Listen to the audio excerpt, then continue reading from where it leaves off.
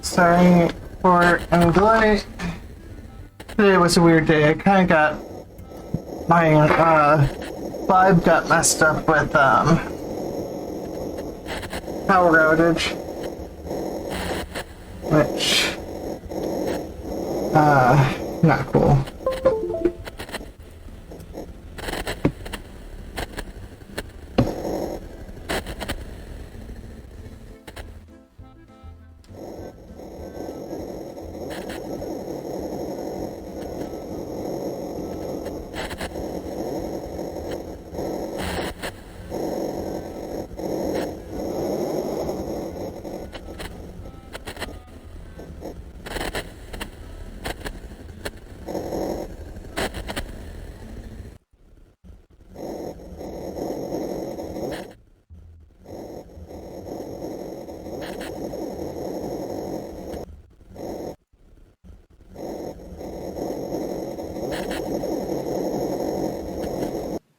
I speak not for myself, but for those without voice can be heard.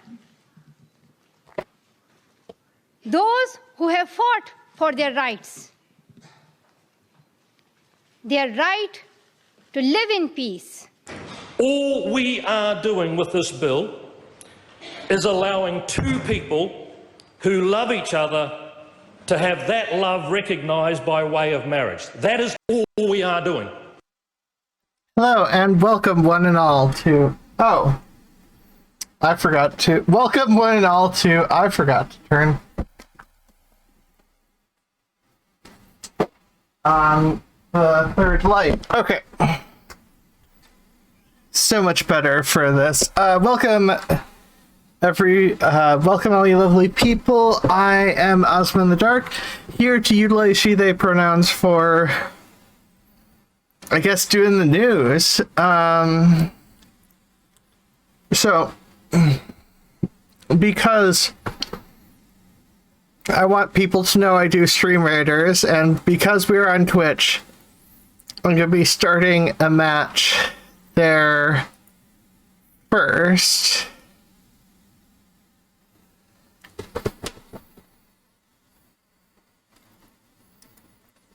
So,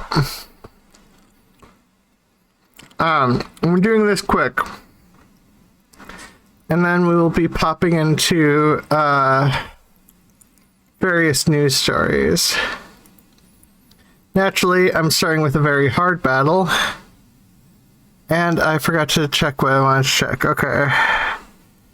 Trash cutter. Oh wait, no. Range. So let's... I have to place the unit first. But which unit was I supposed to place? Centurions, healers, and range. Well, just in case everything goes wrong, I'm gonna place this archer here.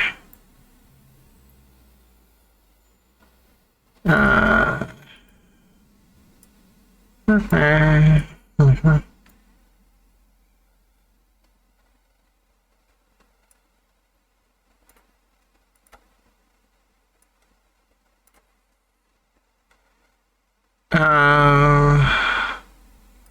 And then maybe have a range shoot here.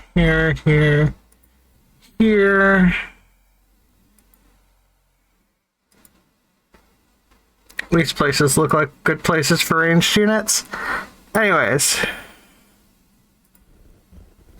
back to the news. And by back, I mean starting at games. Thank you, Jinx Tmod, by the way, for showing up as usual. So,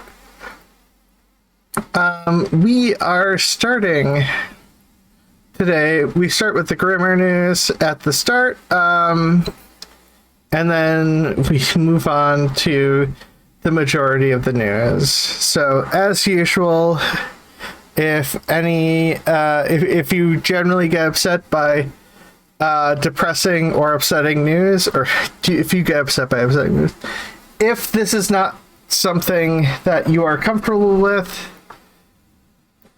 take care of yourself. You matter more than I was gonna say you matter, almost said you matter more than me, but like that, or not what I mean, you matter too. Take care of yourself. Don't be mean to yourself. So we are starting the with the death of iconic activist Sasheen Littlefeather, who died at the age of 75. Now, I was reminded of the importance of this news, where I realized I didn't have a single Indigenous news source, and I like to listen to what Indigenous people say about Indigenous activists. I'm much more interested in that, and I feel like I learn more. Less likely to have the certain problems that oftentimes comes with reporting, where if you're in any marginalized group, there's a risk of you getting infantilized or all sorts of bad stuff. So, and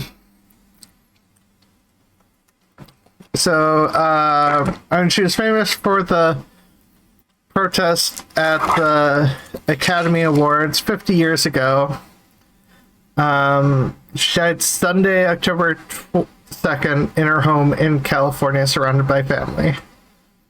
Metastasized breast cancer, yeah, that'll do it. Cancer kills you. If nothing else will kill you, cancer will.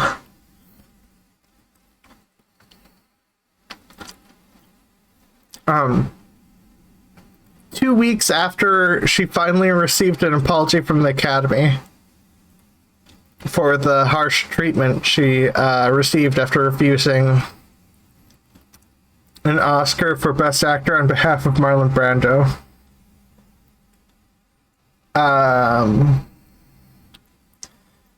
Little Feather, Apache, and Yaqui was the first Native person to appear at the podium at the Academy Awards and drew international attention, as well to the American Indian movement protests at Wounded Knee.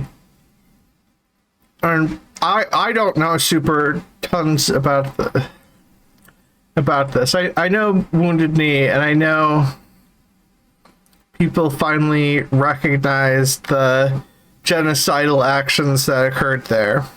But yeah, I just discovered this site today, so next week I will add this to my repertoire of news sites. And I'll try to do my best to listen to if this is called out as a bad news site by some of Indigenous people I'm aware of. 100% I will cut this site and switch to a more recommended site. When I'm gone, always be reminded that whenever you stand for your truth, you will be keeping my voice and the voice of our nations, our people alive, she said in a 2018 documentary about her life, Sasheen, Breaking the Silence. And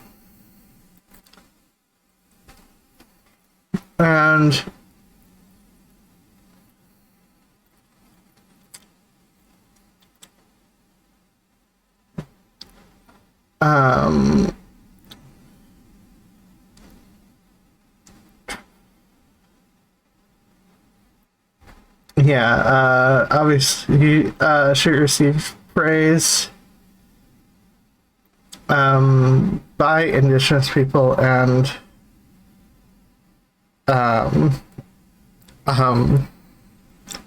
will be remembered. Apologize if I sum up too much. There's often not a lot to say about deaths in my brain, how my brain works. Gay man stabbed to death by Pink News' UK. So I think, God, I hope they're using the word thug differently from how it's used in America, because I know there's lots of racism in the UK too.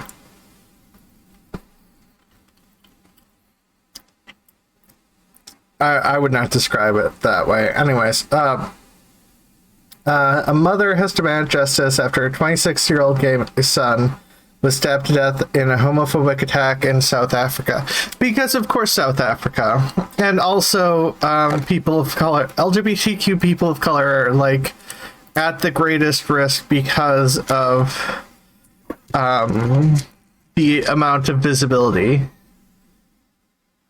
I'm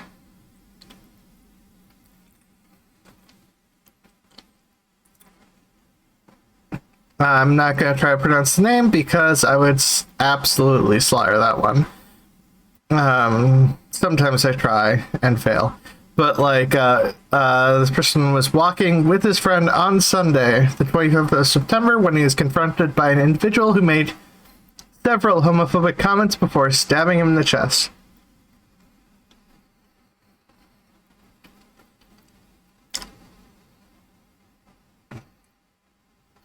Authorities said the killer fled the scene on foot and is yet to be found by the authorities.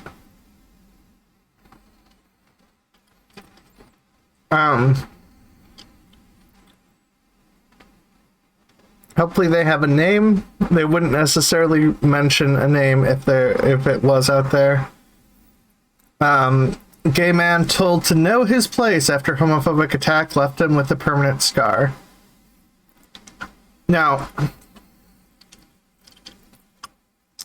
that level of scar is familiar.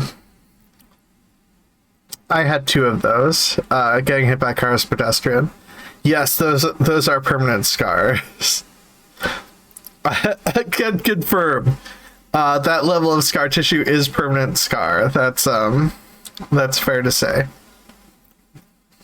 A gay man who's victim of a homophobic attack while on a night out says he's been left with both physical and mental scars from the incident. This was in Falmouth, Cornwall, with his friends in July when he punched in the face after a man called him a poof, which is British homophobic slur, during a confrontation outside a bar. I find it hard to believe we're living in 2022 and still people aren't aware that does happen. Yeah. So, a Filipino elected official has been accused of formulating the killing of a trans teacher in Abra, according to police report. This person was, I think, relatively unexpectedly killed. I can't remember the details. Because it's one of those things where the killer appears to have been found right away. Barangay chairman, I'm gonna use the word honorable. Mike Armando Wilson was reportedly identified by one of the 4 suspects arrested a few hours later after the killing of Este Sawa on Wednesday. Is that Sawa? Sway, probably.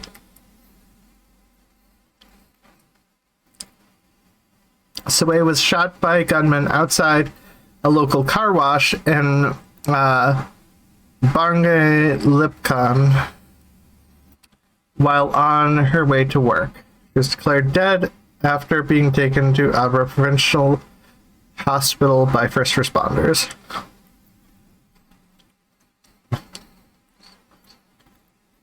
Apparently,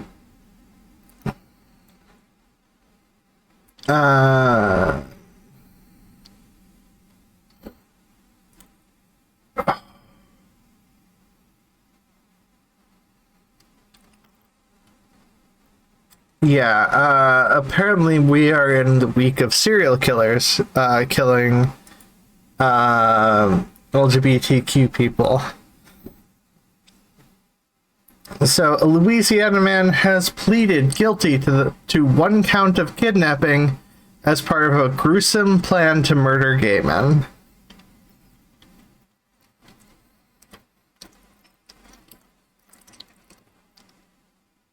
Chance Senessa, 21, admitted using a gay dating app in June 2020 to meet then 18-year-old Holden White.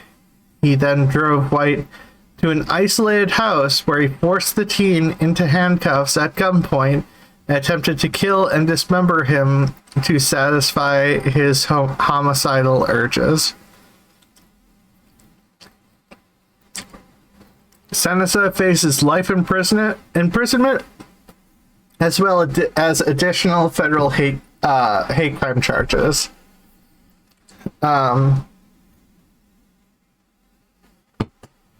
Usually you don't need to act on your feelings if you acknowledge them and let them pass, but that's another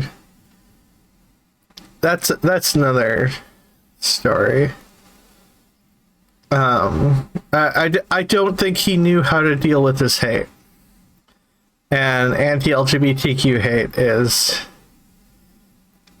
a particular brand of hate.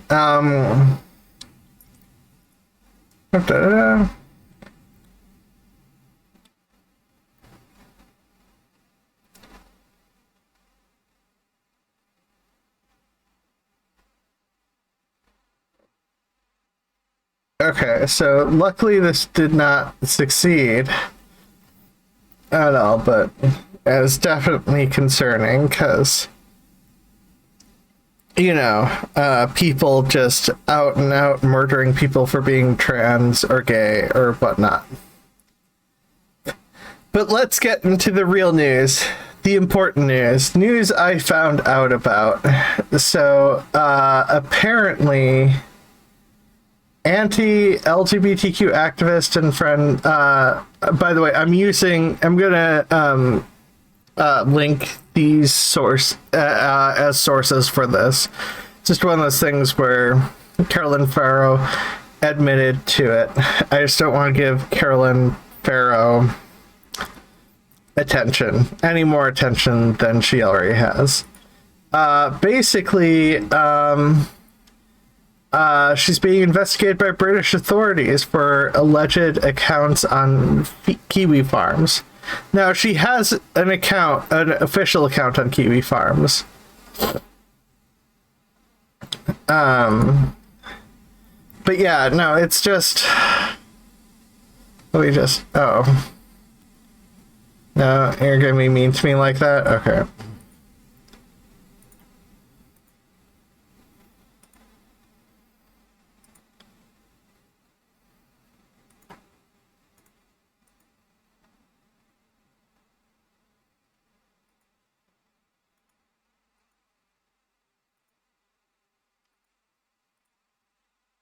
It is a whole long thread.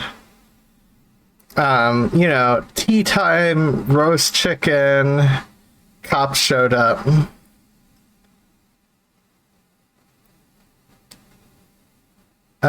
Seized devices. Oh, she's got an autistic son, so she must be in such horrible... she must be... Was it the Mothers of Autistic Children thing? Jinx Tiamat, you know better than me. I can't remember it. It relates to ableism. You are my expert on ableism. But likely,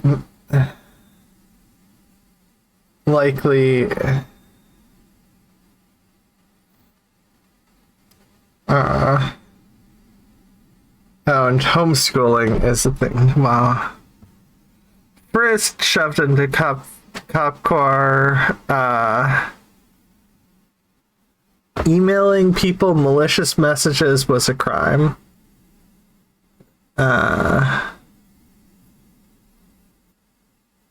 The VCs told him I hadn't emailed anyone, but had allegedly written some insulting messages on the internet. Those were their words. I don't trust you, Caroline. I think someone mentioned that she supported a literal Nazi, I think. Maybe not. Maybe it's an alt-right person. They showed loads of posts from Kiwi Farm from Real Mother for and Kit Kat. I was asked to explain a cartoon that Kit Kat had posted. Obviously, she's alleging she was not responsible for those.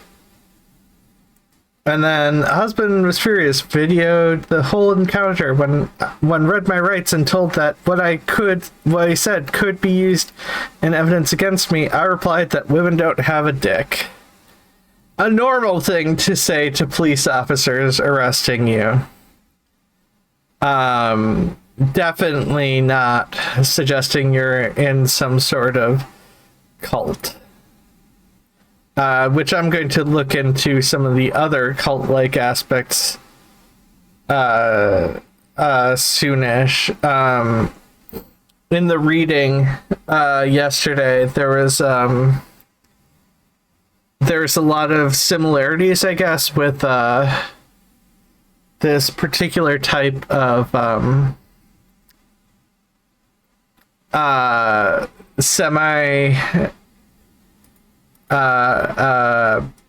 semi-racist thing about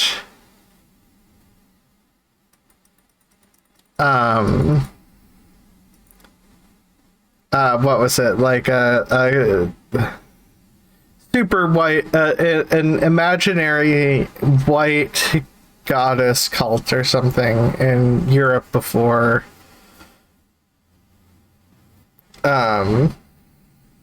other stuff, and it's stuff made up by men, and it definitely seems to be an aspect of at least things. Mommy martyr, yes. And then yeah, the weird thing that's likely a driving force behind the two books. Also, Carolyn Farrow mentions in this about being Catholic.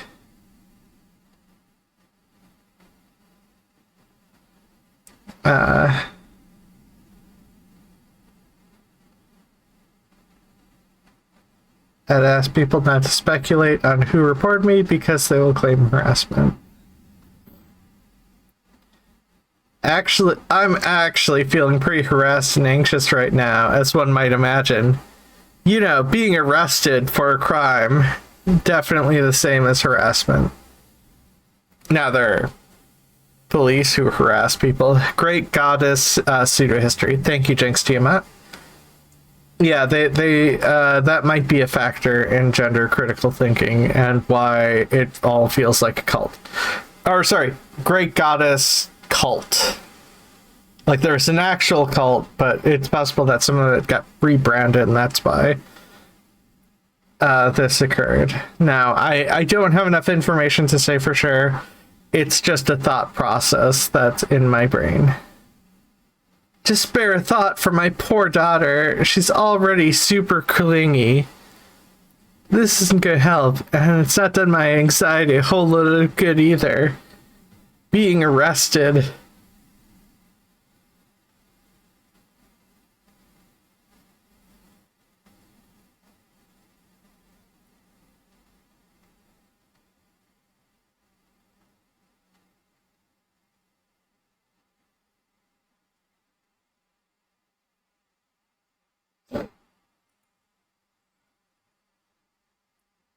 Um,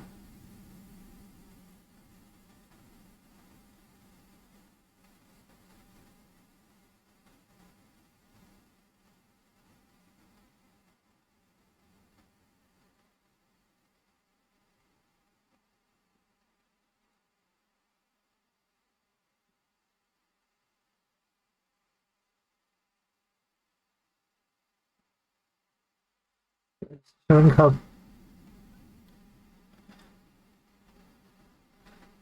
Bernard Black's Wine Ice Lolly.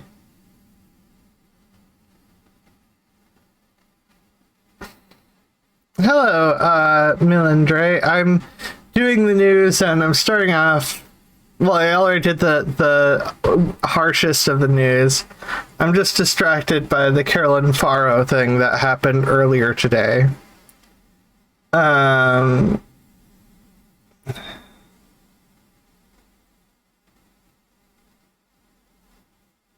Not been charged with anything yet, not bailed either, released under investigation.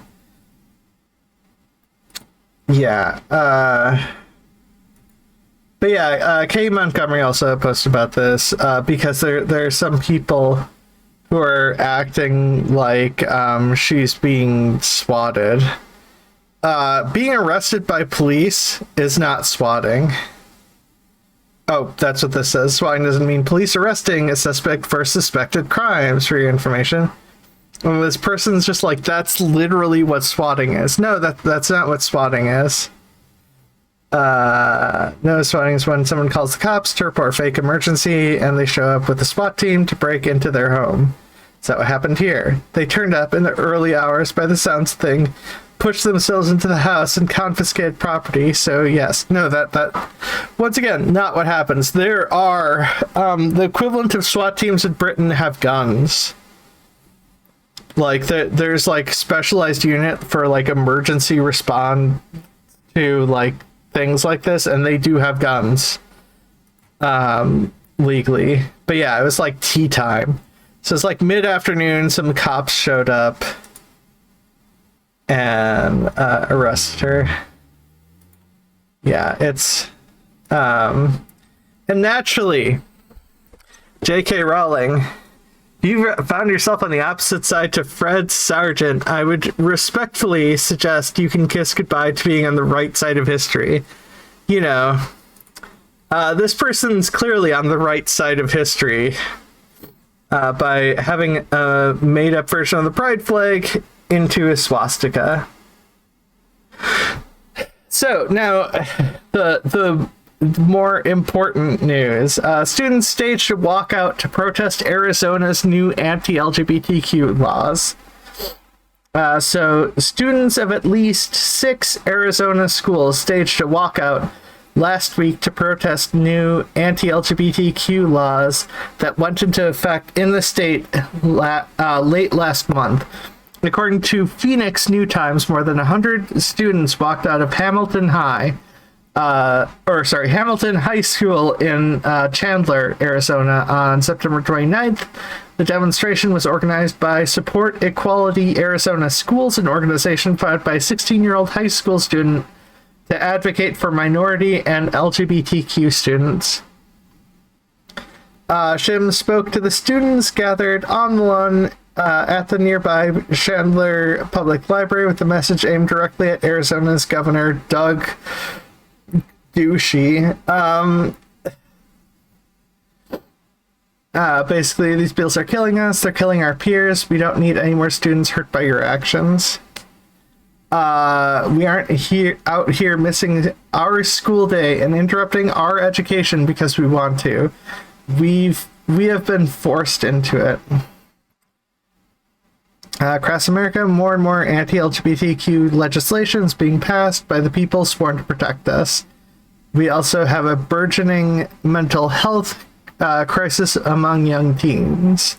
These factors are not coincidental. The Trevor Project finds that in 2022, almost 45% of LGBTQ youth considered suicide in the last year.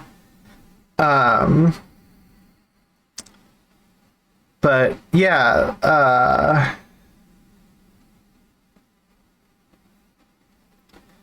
trans students were particularly worried about a new law that forces schools to share confidential student records, which is terrible. Laws against trans girls participating in girls' sports, which no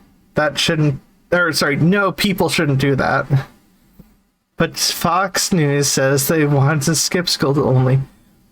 Don't bring up Fox News. You can see about.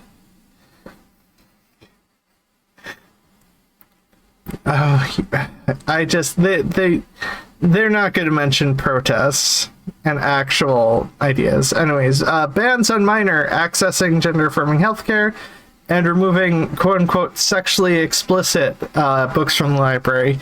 You know, it's sexually explicit if 2 gay dads exist. You do for the hypocrisy? Okay.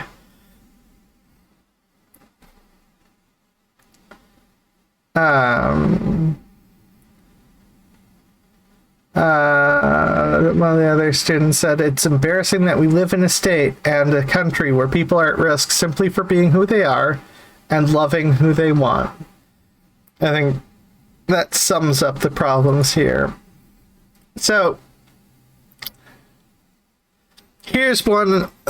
I know it's on the Complex news site, and I have complex feelings about this.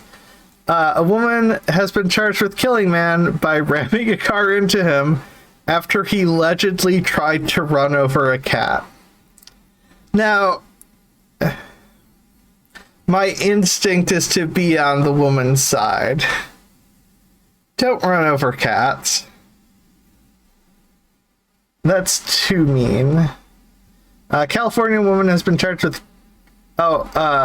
with killing a man by ramming her vehicle into his car after she allegedly witnessed him try to run over a cat.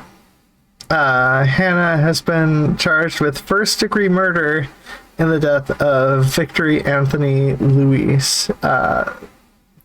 First-degree murder, I don't agree with that charge, but she's a person of color, so of course. She's going to be charged with the more severe charge. $1 million bail.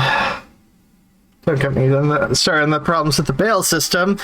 And faces a sentence of 25 years to life if convicted. Fenton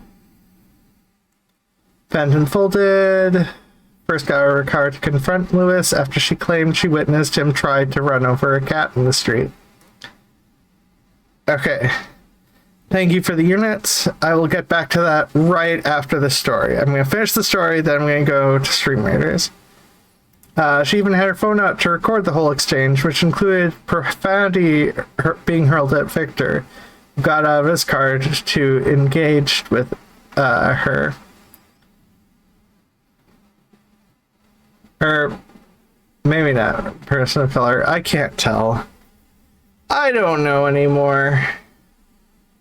As a returned to her vehicle while arguing with Victor, and at first began to drive off before spontaneously making a 3-point turn and driving straight at him. Victor slammed into the right front of the car, according to the press release, and launched up into the hood and windshield, flipped several times, landing in the street. Buckle your seatbelt. Disregard for human life. According to them,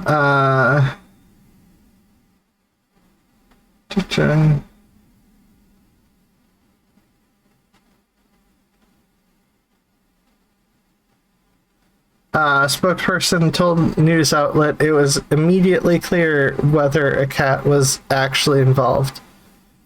I have no idea, but yeah, no, that's fair. Cat probably wasn't involved. Let me just I'm trying to figure out all the stuff necessary for getting this. Why is this? Oh, ha. Okay, thank you, Milendre, for all your help. Hopefully we will succeed in this battle.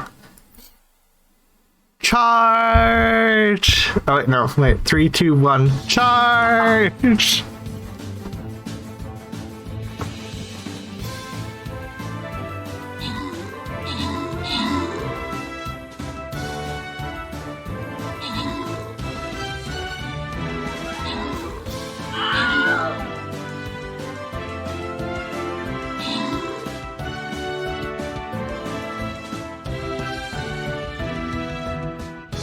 Oh no.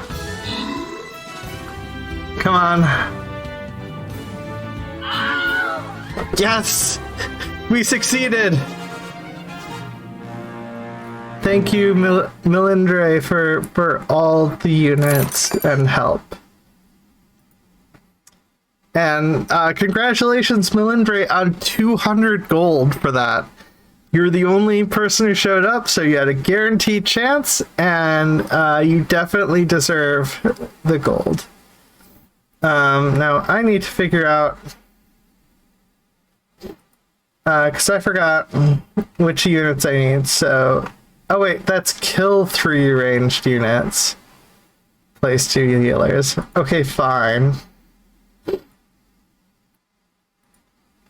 I still am glad I put a ranged unit there. Okay, so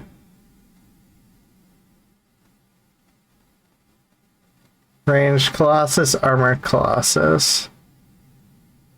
So I'm gonna wait for things to amp up a little more before switching, or making sure to put healers. Woohoo! I finally got my Centurion, so I can do the whole place 4 Centurions alongside place 4 vampires. Oh, you also need to place, wait, no wait, I don't need to place vampires. I just placed vampires to place it. So there should be some ranged units here. Let me fix this. Let me get a couple ranged units. The main concern for ranged units is just I want this ranged Colossus is going to be really important and helpful. I mean, so is the armored one. Don't get me wrong. I just, you know, want us to survive. Okay. Yeah. So California governor vetoes STI health bill that would have helped LGBTQ people. Gavin Newsom said he supported the STI Prevention Treatment Fairness Act, but there simply wasn't enough funding to make it work. Oh my god, it's so hard to fund people to make sure diseases aren't spread. There has never been a time in the history of the United States where massive amounts of disease were spread and it became a major problem. Nope. No reason to spend money to try to prevent major economic collapse. What? You just don't have the money to help with that stuff. Anyways, California Governor Gavin Newsom has vetoed a bill that would have helped low-income LGBTQ people gain easier access to treatment and prevention services for sexually transmitted infections. Now, technically, certain LGBTQ people are at a lower risk for infections than straight people. So it's not just LGBTQ people, but definitely some LGBTQ people need this more. But yeah, no, this is yeah. So Newsom said he supported the STI Prevention Treatment Fairness Act, but there simply wasn't enough funding to accomplish what it sought to do. The bill, sponsored by Equality California, would have expanded access to STI health services for low-income people with confidentiality concerns, including LGBTQ people, through California's Family Planning Access Care and Treatment program. Ranged units I have archers and bombers. Might want to pop in Saint or Flag Bearer. We'll have some armored units of vampires or centurions, depending on stuff. Yeah, no, I think we're good with armored units, but definitely. I know centurions and vampires are definitely going to have high cooldowns. So definitely appreciate like 2 or 3 ranged units to try to take the other major armored thing, especially given how close that is to enemy units.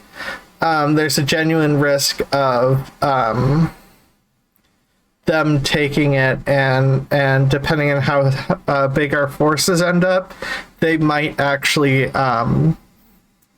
it is possible to end up on the losing end if that isn't taken by a ranged unit.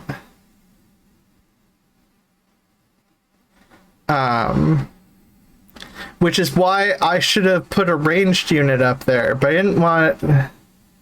The thing is, a lot of people tend to put units around the leader. Should I put out a Shinobi? I mean, if you want to.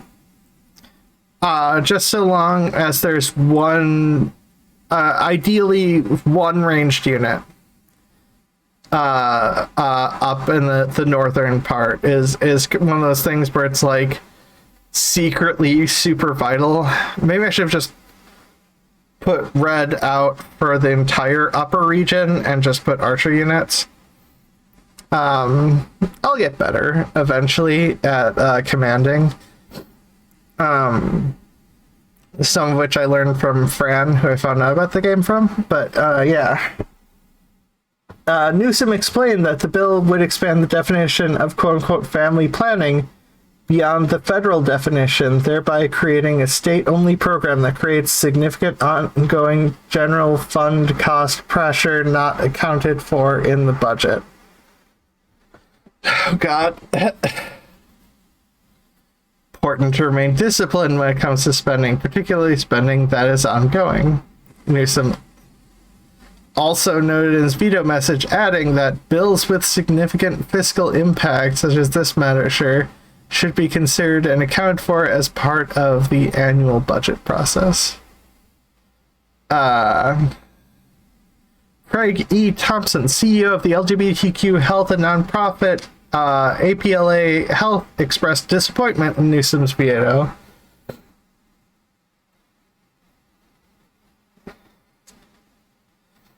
Yeah, thank you. That would help a lot and increase the chance of victory. I should probably just request one for units like that. I know that's what Fran does, so I should probably do that. I probably that would probably help. And then those little things can get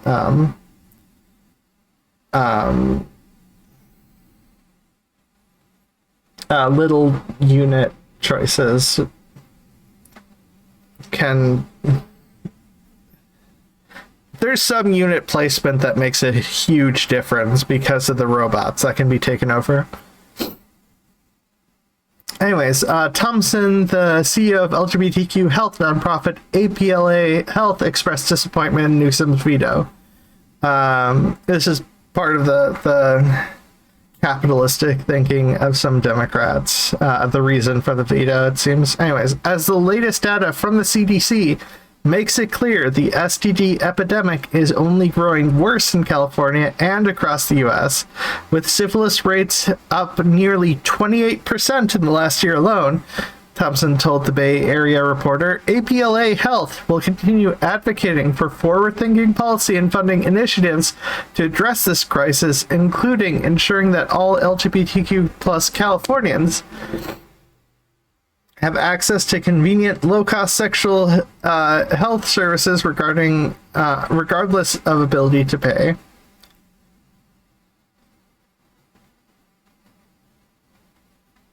And yeah, Newsom recently did the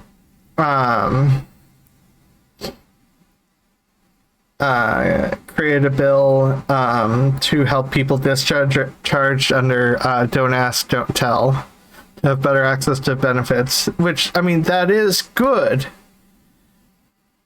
but also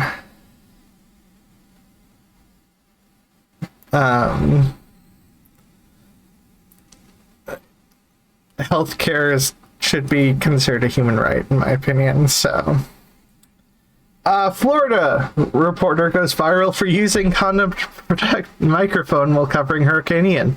Now, I did see this. Kyla Gaylor isn't taking any chances, at least when it comes to protecting her gear. The Emmy-winning reporter went viral Wednesday for her on-the-ground coverage of Hurricane Ian in Fort Myers, Florida. Geller braved the harsh elements as the storm made landfall, providing crucial updates on the conditions, search and rescue missions, and evacuation orders. However, it wasn't Geller's hurricane coverage that got people talking. It was her condom-covered microphone. And yeah, it's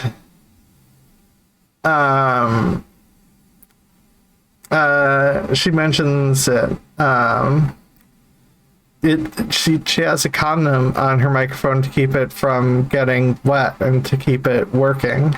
So there's rubber bands around here. Plus, it does kind of work as a pop filter. So there are pop filter elements to that as well. It's like a really good idea. And a useful use of condoms. But yeah, also apparently Representative Marjorie Taylor Greene's husband files for divorce. Now, from all I know, they're both awful, but apparently they'd been separated for years and had slowly had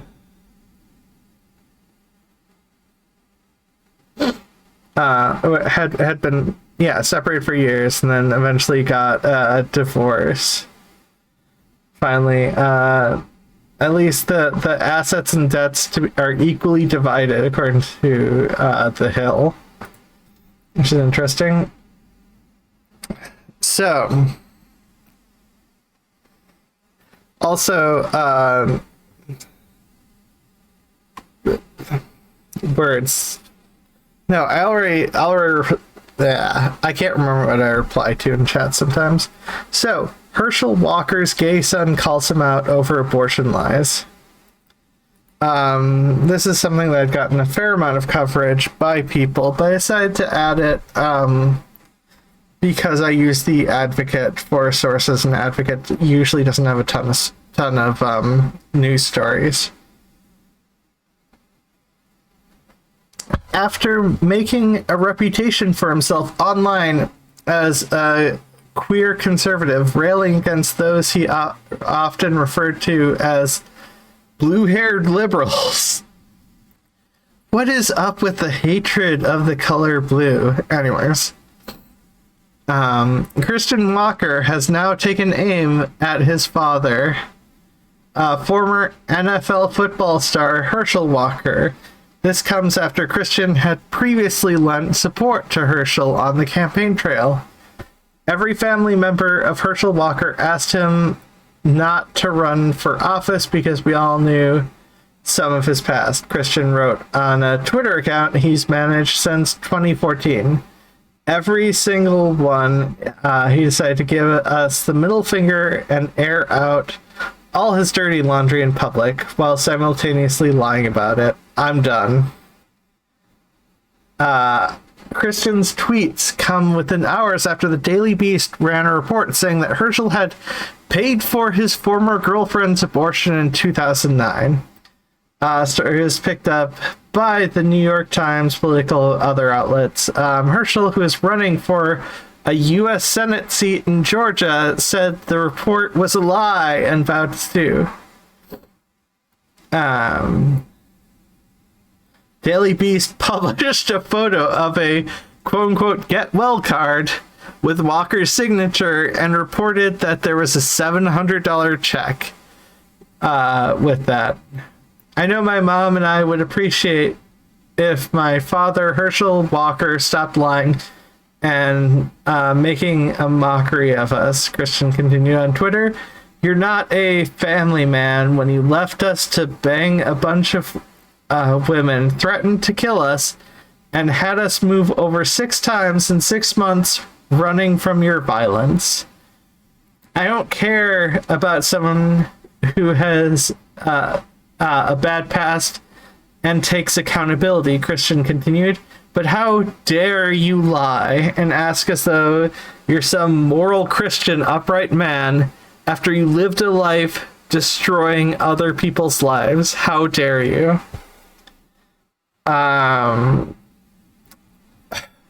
Previously, Christian had stayed silent on reports of Herschel's children that were born outside of wedlock, though he had often criticized absentee fathers on social media.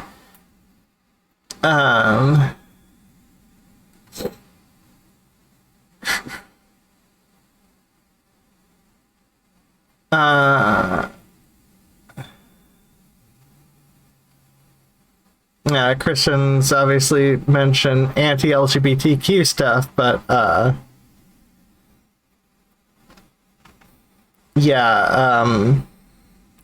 some people are bigger jerks than others and find a way to be a bigger jerk. So, queer lawmaker Liliana Bakhtiari comes out as non-monogamous. So, Atlanta City Council member Liliana Bakhtiari is the first queer Muslim to hold elected office in Georgia, has come out as non-monogamous, which I had to put this story. And this is not the only polyamory story this week. This week is apparently an episode of polyamory and queerphobia and a lot of stuff, I guess. I mean, a lot of stuff happens every week. But Bakhtiari, a lifelong Atlantean born to immigrant parents, is the second Iranian American on the council and one of just a handful of non-binary elected people out queer Muslim officials nationwide. They are not only the first non-binary person on the Atlanta Council, but the first on any governing body of a major U.S. city. The council member has been with their partner Chris Brown for 10 years and recently spoke exclusively to NBC News about their relationship with Sarah El Kayal. Bakhtiari said they chose to come out because they wanted to start a family together. They said that stories like this tend to be scandalous, but we're openly showing it and proud of it, Bakhtiari, 34, told the outlet in a video interview with the outlet. Brown and El Kayal sat on either side of them. It should be destigmatized. It's a very valid familial structure that people should embrace, and also one that has technically been going on for quite a long time.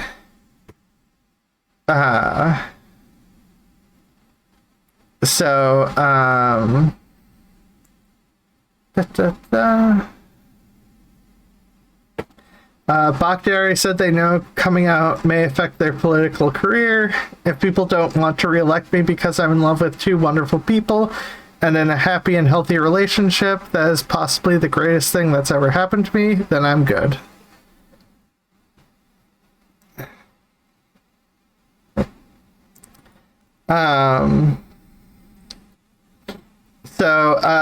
I believe this is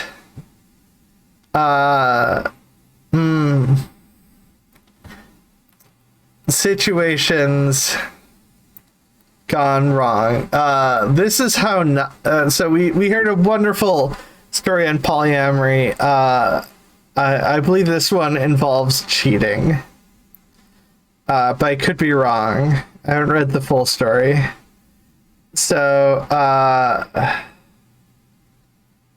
TikTok has another viral post on its platform that may come down of two Walmart employees fighting over their manager who allegedly had entanglement with both of them.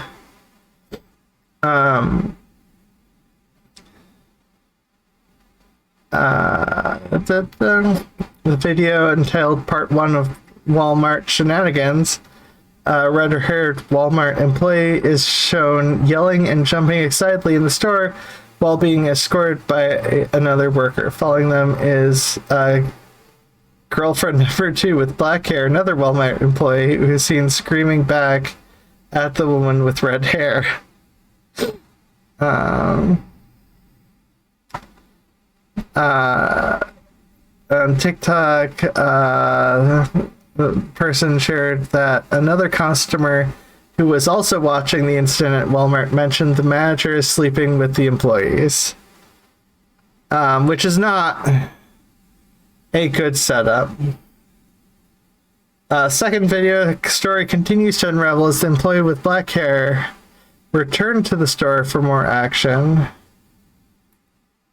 Caption, she wasn't done. She had to let the whole store know about Wayne. Wayne from OGP, screamed black hair Walmart employee as she re-enters the store. Adding to the embarrassment, she grabs the store's intercom system to air the dirty laundry. I like, this is probably horrible stuff, but I kind of love what, and it's hard not to love people being able to be themselves, even if that happens to cause chaos. Attention Walmart employees, she said. Wayne from OGP has been having a constant affair. They've been trying to hide it. That's why she wears a mask.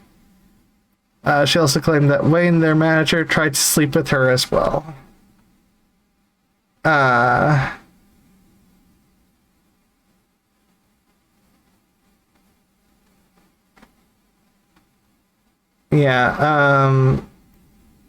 Don't care who Wayne sticks behind, because cheating is not how you do polyamory. It's not polyamory, that's just being a dick. So students misgender and threatened to rape a trans teacher. She fought back and won. This is one of those things that the gender crits don't want to admit occurs. When Jennifer Eller first began transitioning in 2011. God, I wish I was transitioning at 20. Was able to transition at 2011. That would have made life so much better. Anyways, sorry. She was English teacher in Kenmore Middle School in Maryland. That year, the students began calling her a pedophile. A human resources worker said that the therapist's note about her transition was quote-unquote garbage, before insisting that Eller present as male at school. Another administrator told her not to wear skirts because it'd make others feel uncomfortable. Well, screw uncomfortability. Eller transferred to Friendly High School thinking things would get better. They got worse. A student at my high school in like 2002 got in trouble for wearing a skirt. Anyways, students and parents repeatedly called her the T-slur and a pedophile, a pediophile. I think.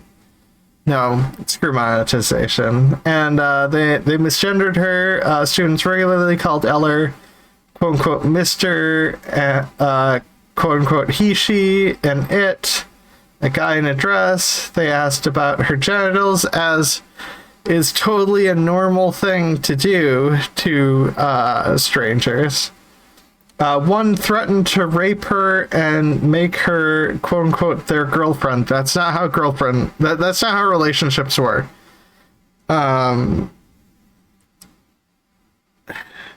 She reported the rape threat, but the school principal said he couldn't do anything about it. It's just a rape threat. It's just a rape threat. That's what apparently he said. Anyways, one parent who accused Eller of, quote unquote, lying to everyone about her gender came to school to yell at her. The parent had to be removed by school security. Eller said she filed her formal harassment and discrimination complaints with school officials. In response, school officials retaliated against her, she said.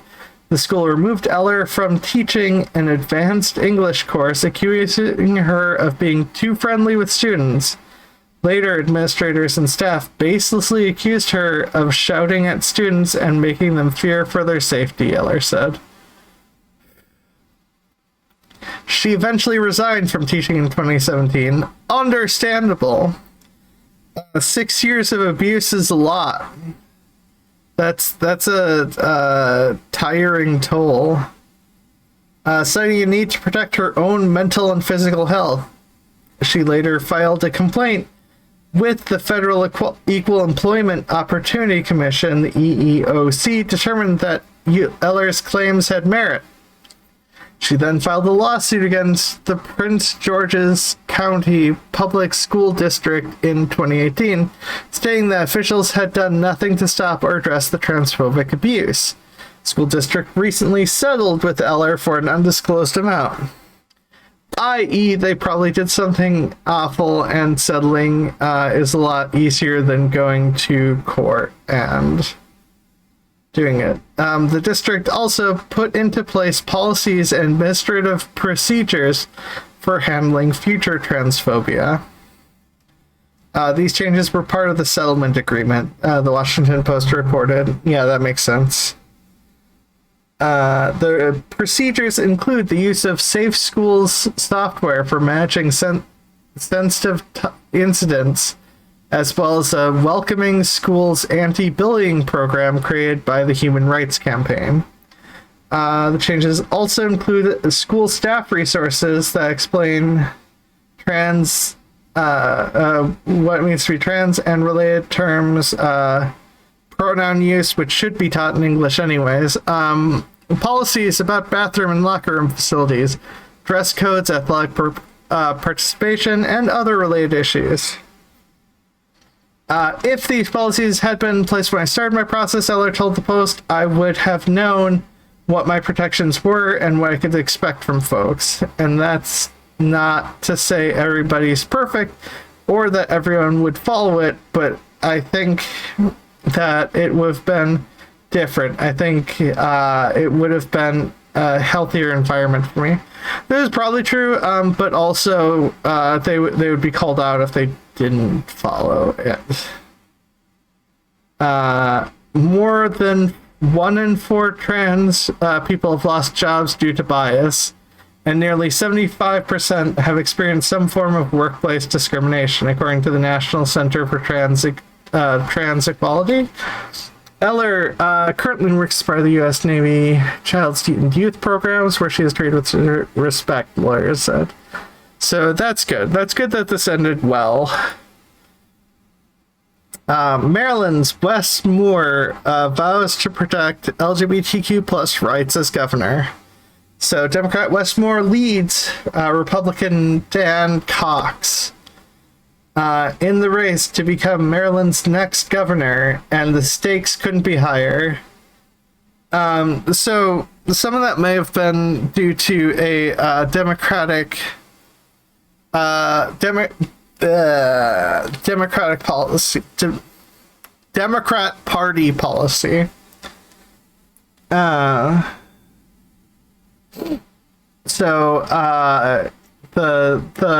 extremes make people a lot of Trump is not super popular right now,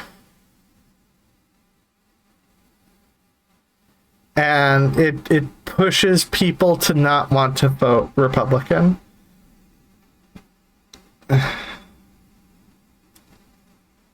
Possibly not want to vote Republican. In a recent survey conducted by Goucher College, the Baltimore Banner, and WYPR, 53% of Marylanders said they would support Moore, and 31% said they would vote for Cox. Moore has a similar lead in how favorably voters view their candidates.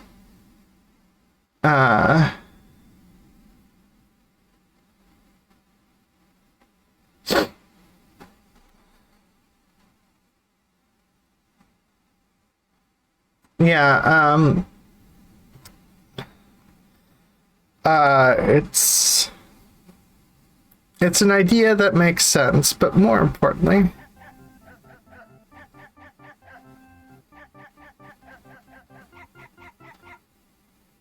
wait, my follower goal was reached? Thank you, not anonymous. No, wrong, haha. I can do words. So, yeah, why is a relationship being intimate with two people bad versus one? So, thank you, Milindre. Thank you, Desolating. Thank you, Dauphine Lalori. Thank you, Assault Fee. Thank you, Bruce93. For your units. I'm gonna haste up here because the haste is needed. I get the impression that these are areas blocking things, so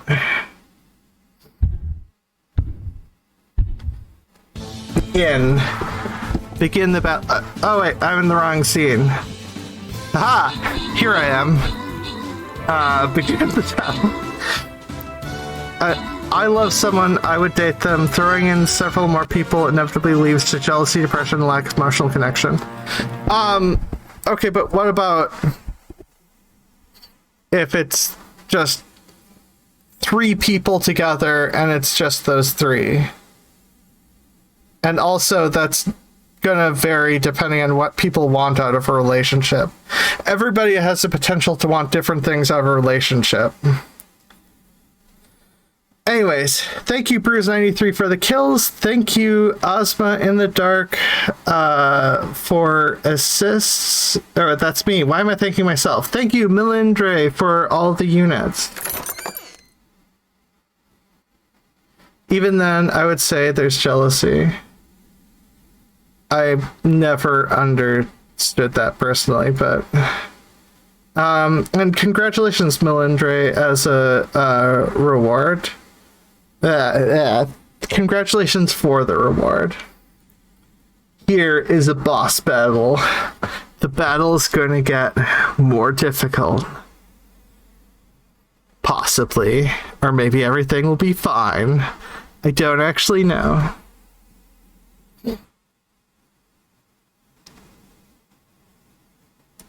Anyways, I use polyamory. I'm only in a relationship with one other person. It's just neither of us feel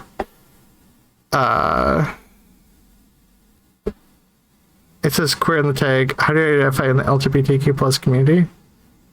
That's a lot of personal questions. You know what?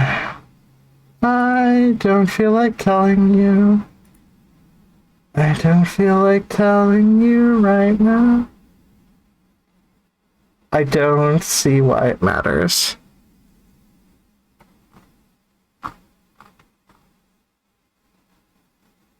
Ranged, armored. Okay. Let's try. I think I know what a good tactical plan here is. So let's go, do not place. Oh, Bruce 93, I placed a unit there. Something I'm missing.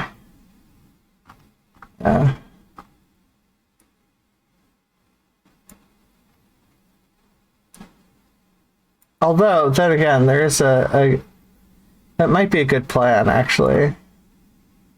Have just one unit there.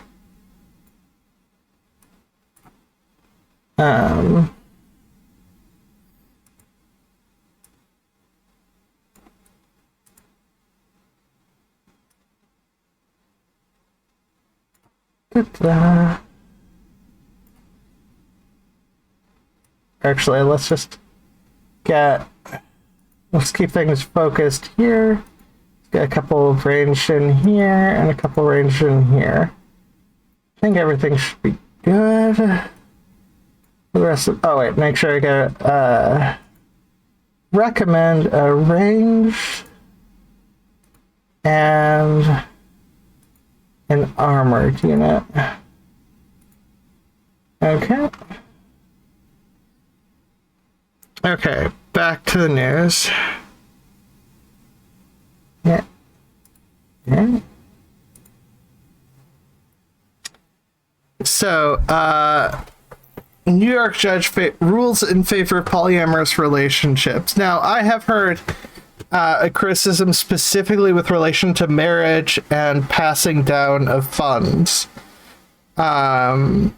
So I can understand that criticism when it comes to legal marriage, the concern that it would go in an infinite loop. Or, infinite loop's not the right word. I don't know. I've heard some sort of criticism that made sense with relation to that, but basically, a judge has concluded that polyamorous relationships are entitled to the same sort of legal protections given to two-person relationships. If I were to guess based on this, I would guess that it's the being able to visit people in hospitals, being able to all sorts of stuff. So, but let's find out. So New York City's eviction court, the venues of a landmark same-sex relationship decision long before Obergefell versus Hodges, is now the source of a legal opinion that comes down clearly on the side of polyamorous unions. A decision came in the case of West 49th Street LLC and versus O'Neill, decided by New York City Civil Court Judge Karen May Bekdayan, concluded that polyamorous relationships are entitled to the same sorts of legal protections given to two-person relationships.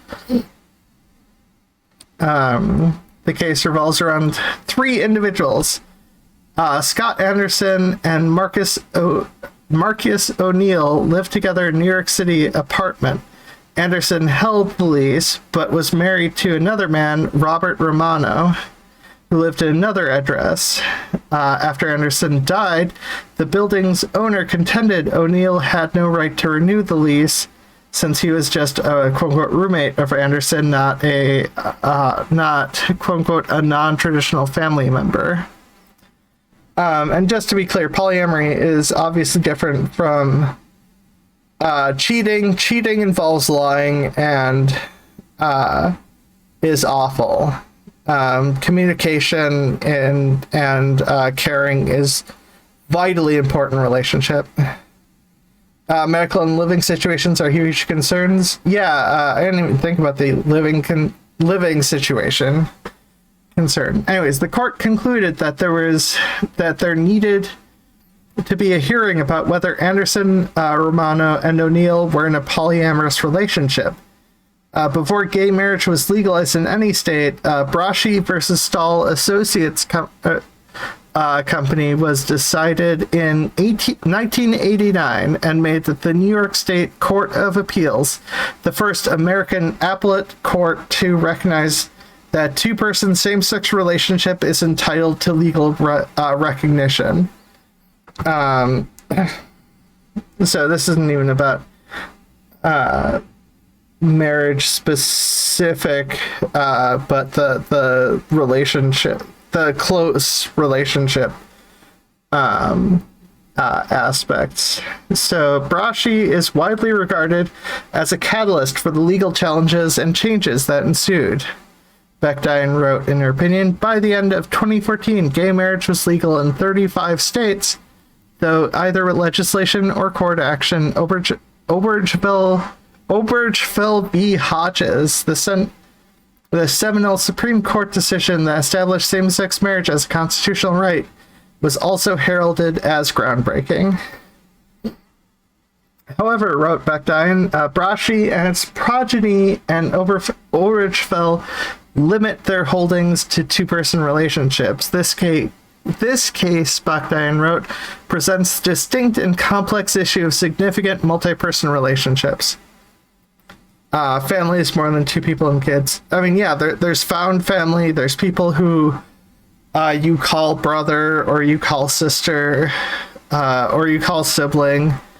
or there are people you can be very emotionally close to who you're not in an intimate relationship with, but they're sometimes you end up closer to them than the family you were born with. On an emotional level, they feel like family. That's not the same thing as polyamory, but yeah, there's a lot of complicated things in life that don't necessarily follow simplistic rules. The judge cited legislation enacted since the advent of federally recognized same-sex unions. In February 2020, the Utah legislature passed a so-called bigamy bill, decriminalized the offense by downgrading it from a felony to a misdemeanor. In June 2020, Somerville, Massachusetts passed an ordinance allowing groups of 3 or more people who consider themselves to be family to be recognized as domestic partners. The neighboring town of Cambridge follows suit, passing a broader ordinance recognizing multi-partner relationships. The law has proceeded even more rapidly in recognizing that it is possible for a child to have more than 2 legal parents.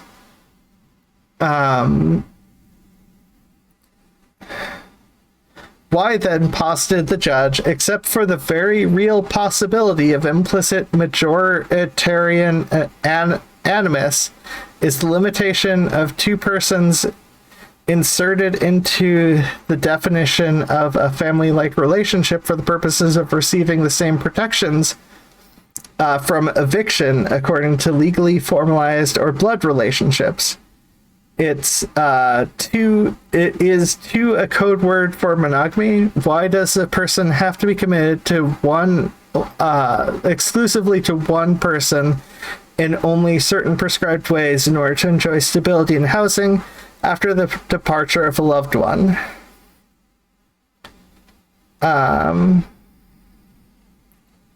The attorney for the property owner characterized defendant O'Neill's affidavit, claiming himself as a non-traditional family member, as a fairy tale. The case returns to court after further investigations of the 3 individuals' relationship. Okay, so long as it is a healthy relationship, and I know there's some people who there are some people in polyamory who want to like try to date lots of other people, but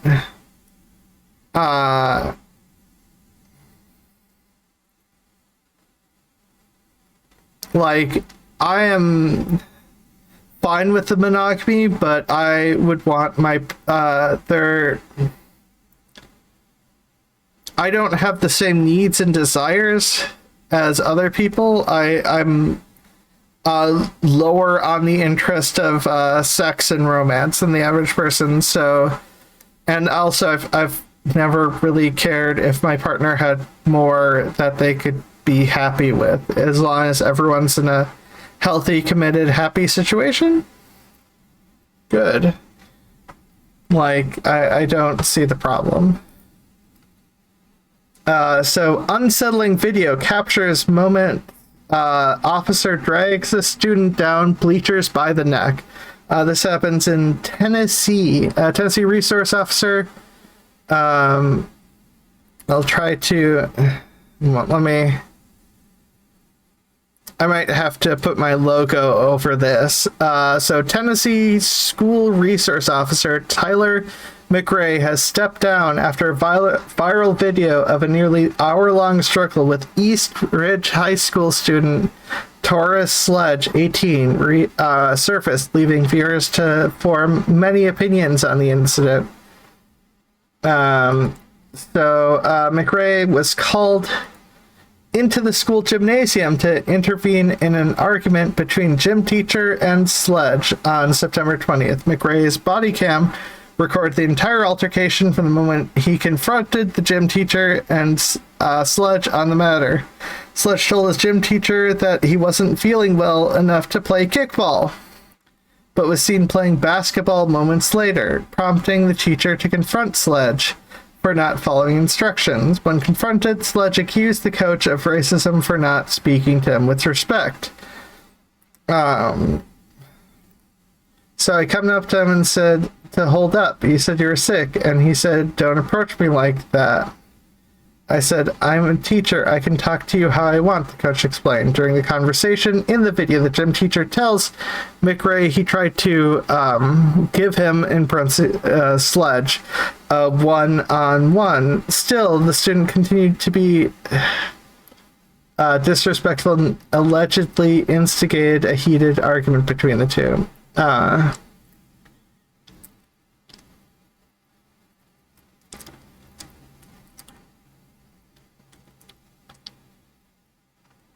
Yeah, I'm feeling sick. Yeah, I don't know the nature of the basketball game. It might be easier to, if playing basketball with friends might be easier than, or less intensive than playing kickball. Anyways. Lower your voice, McRae said, placing his hand on Sledge's shoulder. Don't get into people's body space. Get your hands off me, Sledge said to McRae. "You've got 5 seconds to get your hands off me," he adds. "What the F are you going to do?" McRae questioned. Refusing to leave with the SRO, Sledge ignores McRae and proceeds to walk away towards the bleachers as McRae attempted to escort him out of the gym. "All right, man, take your backpack off," McRae said as he reached for the student's neck. "Don't resist me, dude. Don't resist me." Someone reaching, the video doesn't seem to be on, but someone reaching for your neck and saying "don't resist me" is really creepy. Disturbing footage shows McRae's body cam move quickly as he pulled Sledge by his hair and yanked him down the bleachers.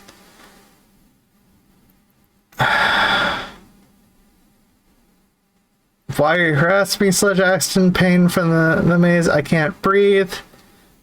Always a good sign when is McRae the cop? School resource officer. So always a good sign when, well, I mean, arguably always a good sign when anybody continues an altercation when the other person says they can't breathe. During the altercation, Sledge is seen calling his father, and moments later, Sledge's father, who did not give his name, soon arrived and calmly listened to McRae as he explained the matter. The body cam shows Sledge's father walking inside the gym after talking with the SRO to help his son remove the pepper spray from his eyes. The 18-year-old was arrested after and charged with disorderly conduct, assault, and resisting arrest. According to Atlanta Back Star, Tim McRae's attorney has requested to have the officer removed as a school resource officer at East Ridge High School and back on street patrol. The courts have approved. Who needs clear airway? Jeez. Yeah, I would not want this person to be on street patrol personally. I think that's bad as well. I think they're both bad. I think those are both bad options. According to Daily Mail, students at the Chattanooga Justice Office want McRae removed from the school. Since a report to address these issues with the department, there have been multiple deaths of incarcerated individuals at Silverdale, including one this week. We have heard from multiple victims about the abuse on the hands of HCS officers, and we now see that Officer Tyler McRae, who has a history of accusations and lawsuits against him for participating or standing silently by as women, children, and other populations were sexually assaulted by your department officers, is involved in an incident of excessive force against a child. Chattanooga Clergy Department officials wrote.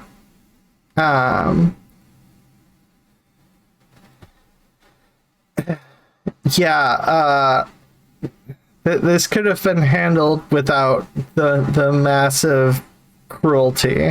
And I knew "Don't Resist" is a very creepy thing for a man to walk up behind anyone and say, especially a police officer. Thousands of Virginia students walk out to protest anti-trans policies. So, thousands of students across Virginia walked out Tuesday to protest the state's Republican governor Glenn Youngkin's proposed rollback of trans rights, part of new policies his administration plans to implement at the Virginia Department of Education. Pride Liberation Project, the student-led organization, coordinated the walkouts with students at nearly 100 schools across the state.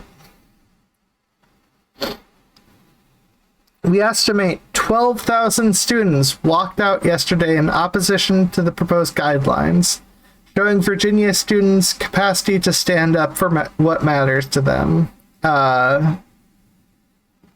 As mandated by a 2020 law, VDOE published model policies on how to treat trans students in public schools in 2021 under the administration of the previous Democratic Governor Ralph Northam. Nottingham? Ralph Nottingham? No. These policies stated, school divisions are encouraged to develop comprehensive policies, regulations, guidance, and implementation plans to minimize social stigmatization for such students and maximize opportunities for social integration so that all students have an equal opportunity to attend school, be engaged, and achieve academic success. Furthermore, those policies noted that this process should be informed by the needs of students, and the strongest policies are developed when they include student participation. According to 2021 policy, students that had the choice of pronouns and restrooms appropriate to their gender identity in Youngkin's new 2022 model policies released on September 16th, the VDOE rescinded those for 2021. Critics say Youngkin is undoing all the progress made under Northam in making schools safe and affirming environments for all students.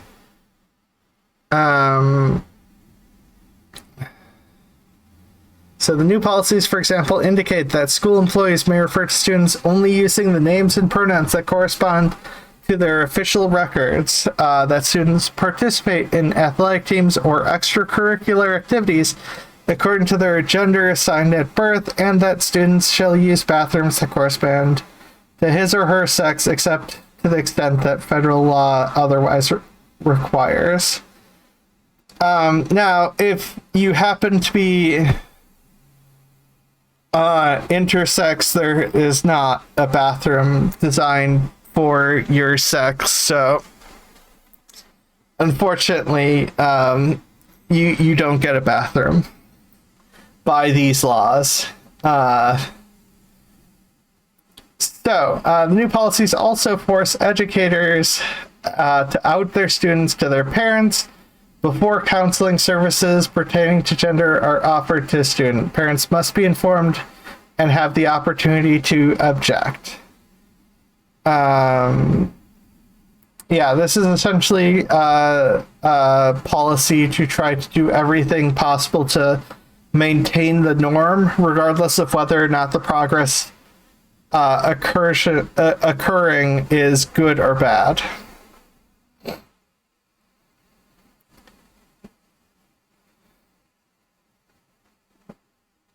I mean, they're not too rare to count, but yeah, I know that there's a general deflection of the majority, but that's essentially saying that it doesn't matter what happens to the minority.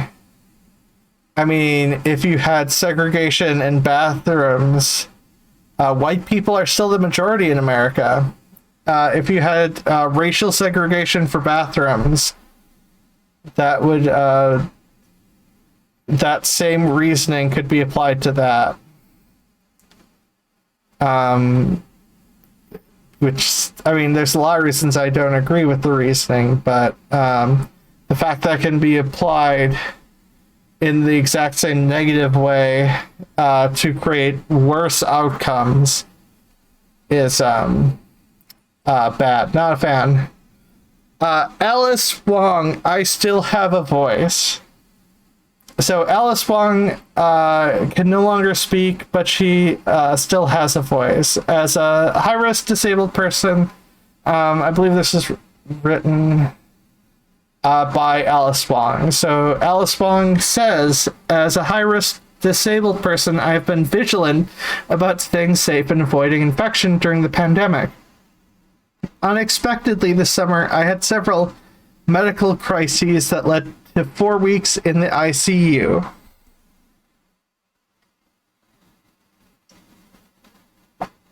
I came home with a tracheostomy, a tube inside my throat attached to a ventilator allowing me to breathe. While recovering, communication access is one of my greatest challenges since I can no longer speak.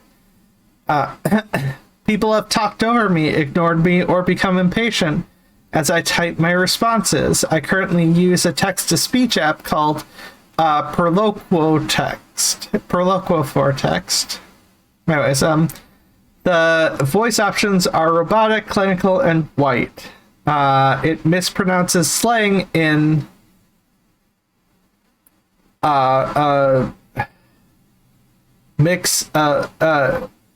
mispronounces slang and Chinglish, a mix of Mandarin and English, which is part of my culture. By my, I mean obviously Alice Wong's culture. It also fails to capture my personality, cadence, and emotions. Right now, can you feel what I'm saying? I need to drink more water.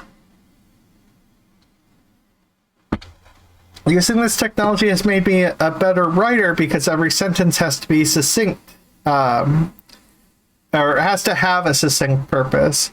I will both mourn my loss and adapt to my new body because this is what it's been like to be disabled in a non-disabled world and non-speaking in a speaking world. And yet I can still grin, devilishly roll my eyes sarcastically, and my personal favorite, give the middle finger.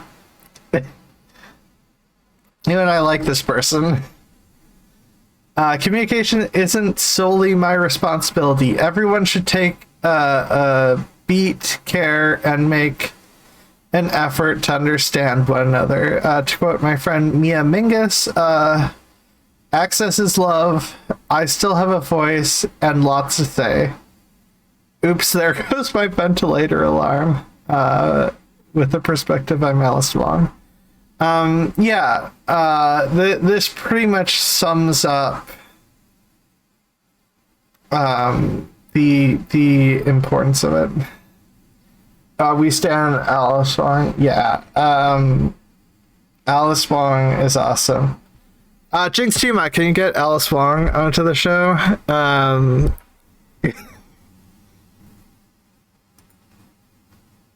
So, white music exec involved with AI rapper FN Meka repeatedly used N-word in old lyrics. So, Anthony Martini facing another wave of controversy. The music executive made headlines this year for his defense of FN Meka, an AI-generated rapper that was backed by Martini's new factory project. The digital artist would go on to land a deal with Capitol Records, but quickly dropped by the label following outrage over Meka's use of racial slurs and stereotypes.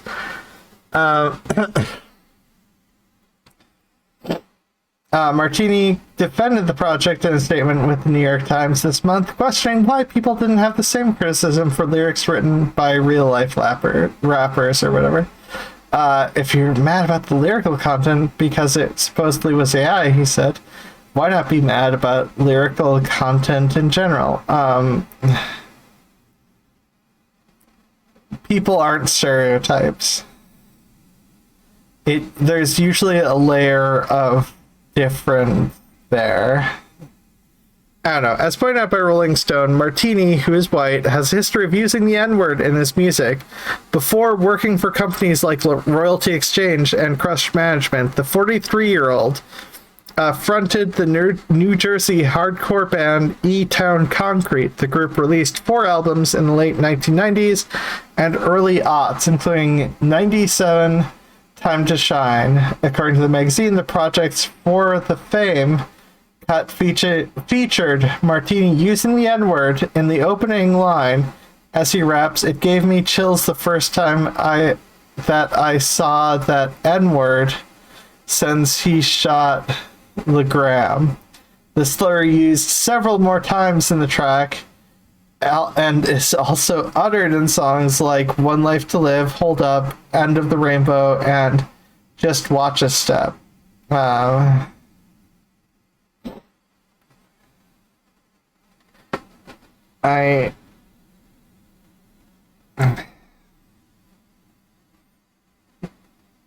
mean, part of the problem is there's a long history of a culture of white people using the slur to mean different things than black people. Not necessarily. And there are black people against the use of the N-word by anyone who want to just like stop the word completely. Since there was an attempt to reclaim it, and with questionable success.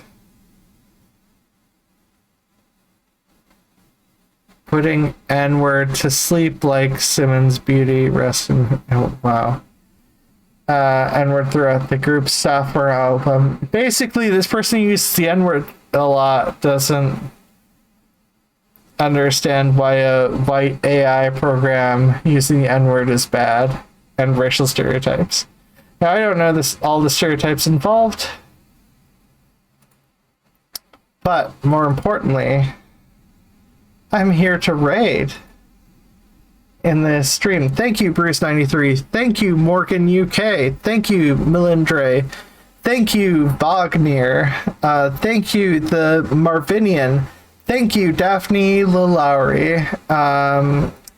Special thanks to Melindre and Bruce93 for the number of units you put out. Now, yeah, so right now these people are at the greatest risk of this ranged Colossus here. If we get this, we can totally crush this battle. Actually, we'll probably crush this battle. There's a lot of units going on here, which I'm happy with. So I'm going to haste these 2 units because I believe they're the ones that need hasting the most. So I'm gonna haste them and let's start the battle. 3, 2, 1. The battle begins. Haha! Oh yeah, we are definitely crushing it. I am happy with my decision because I think if I didn't make that decision that quickly, things could have been bad.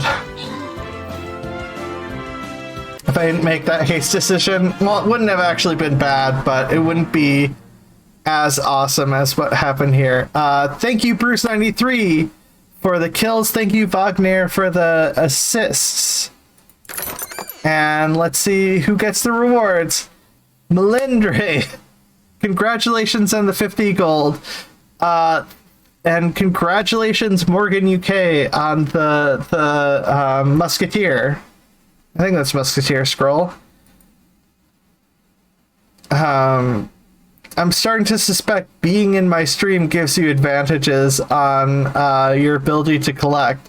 So anyone not in the stream might just be having a worse time with their luck, and perhaps should view my stream more.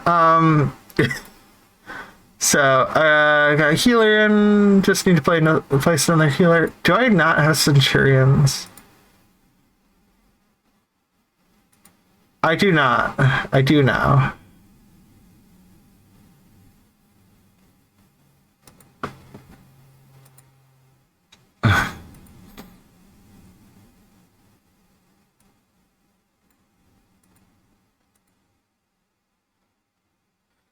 Hey, they deserve that. I mean, you do deserve all the help, and I do appreciate all this stuff. So I'm probably going to place a Centurion in this easy battle.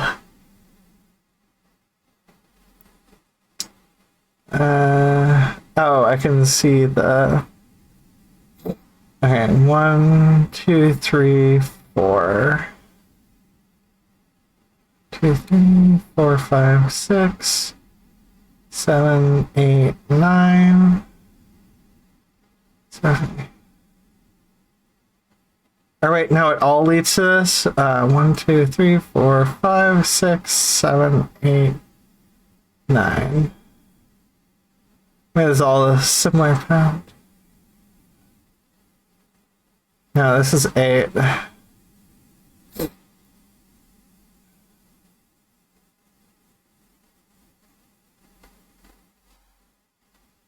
Yeah, I think 9 might be the best I can do. Although this looks like it has one of the better units. So 1, 2, 3, 4, 5, 6, 7, 8, 9. That's probably going to be the best route. Oops. Start the battle. Okay.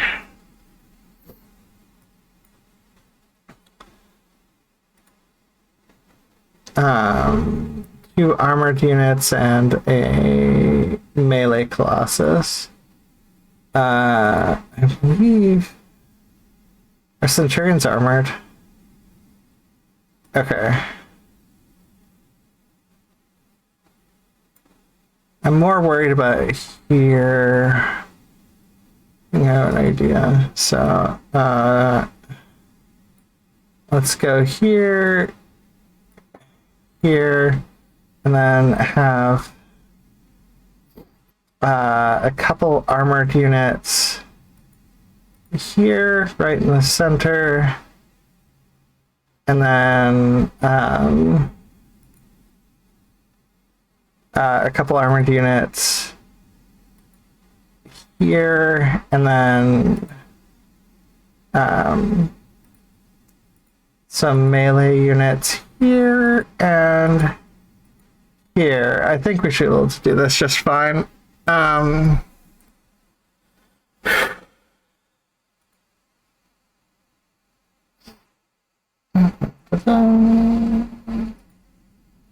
Okay.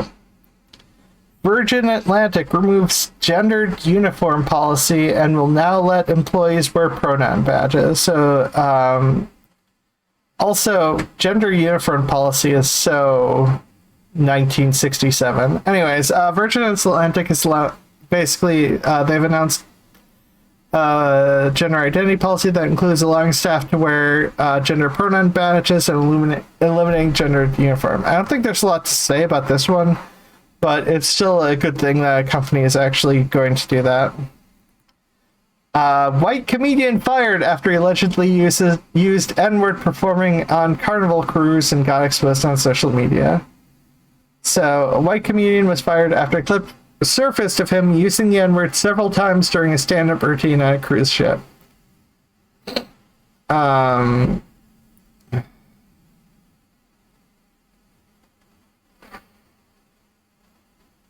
Additional footage shows O'Reilly telling those offended by him to leave, supporting Frillett's account of what she witnessed. His remarks were evidently met with a rousing ovation from the crowd, which wasn't allowed to record his set. Yeah, that's... Racism still exists. Op-ed. This is a op-ed about basically non-disabled leftists can't abandon disabled solidarity to move on from COVID. Still sick, still fighting, urgent action needed. But every time I post, radical people, movement people say, oh, see you in LA, Atlantic, Chicago. And I have to say, all events are virtual. Remember that? Virtual events, the accessible kind with real-time captioning and ASL. How did you forget so quickly? I've started calling the time we live in the Great Forgetting. Some call it the Great Gaslighting. Both are true. Yeah. By these terms, I mean the immense on-purpose effort by the state to throw down the memory hole. The fact that the last 2 years of the pandemic happened, the CDC switching its easiest to find map from the accurate community transmission map to one that shows the whole country in parentheses fake happy low risk green. Biden saying offhandedly that the pandemic is over, even as thousands of people die every week, and groups like Long COVID Justice and hashtag Me Action organize from bed and in die-ins in front of the White House, demanding that the U.S. declare Long COVID a public health emergency. Stay is acting like a bad boyfriend, a gaslighting partner, telling you that nothing you remember is real. That's not new, but the intensity level has reached a new high. Yeah. Fuck Biden. Biden has done some things which have been helpful, but some of the stuff he's done is absolutely so many levels of awful. That, like, unforgivable levels of awful.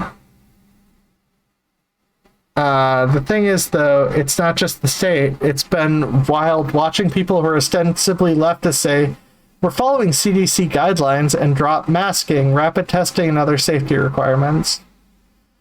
Yeah, I can't relate to that. I mask everywhere I go. The one exception is the Ren Fair, but nobody was masking at the Ren Fair, and I thought... I brought a mask, by the way, but because nobody was doing it, I don't think my masking would have made a major difference. A friend of mine still masks because she works as in a dentist place, so she is of the higher risk people. I probably should as well, thinking about it. I do regret not wearing a mask for the Ren Fair, but anyways, 2 years or more of rioting in the streets, and suddenly we're doing what the government says we should do. 1 minute we're masking, the next minute you do you. 1 minute some non-disabled people are experimenting with we keep us safe. Next minute every club in 2022 was like masks encouraged but not required, you do you. Yeah, the amount of removal of mask stuff is awful. Because it's essentially saying, hey, we're going to make the place more dangerous for disabled people, increase the risk of death. But it's fine. It's just the disabled people dying. And that's been the steady stream of what's been said when it comes to COVID. It's just disabled people dying. Nobody who matters is dying.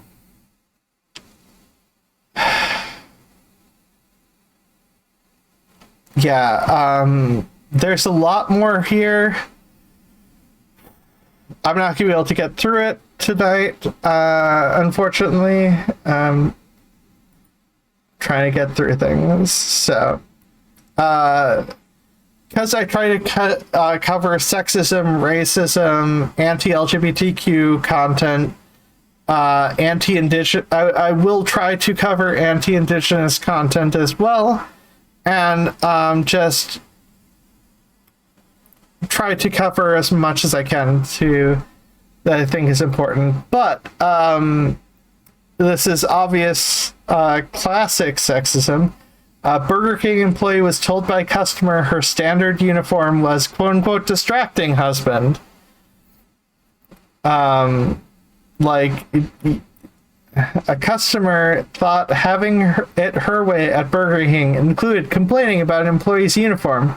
Burger King employee Lala made TikTok about her experience with the Karen. And under her TikTok account, Lila used a voiceover to share her experience, stating, "I had a lady complain today because my work uniform was a quote-unquote distraction," to her husband. In the video, the Burger King staff member completes a 360 to show there's nothing out of the ordinary about her uniform, which consisted of black jeans and a Burger King shirt. At the end of the clip, she added, I guess I'll leave my ass at home next time." She confirms her aggravation by using both of her middle fingers to flip off the camera as if it was the customer, captioning the pose, "Grill F you." While the customer's claims were ridiculous, Lala and her cheek struck a nerve with TikTokers. The video has been watched over 28 million times with more than 5 million likes. Many sided with Lala and found nothing wrong with her physical presentation. With over 40,000 comments, most agreed that the blame should have been placed on the wandering eye of the husband and not the restaurant employees.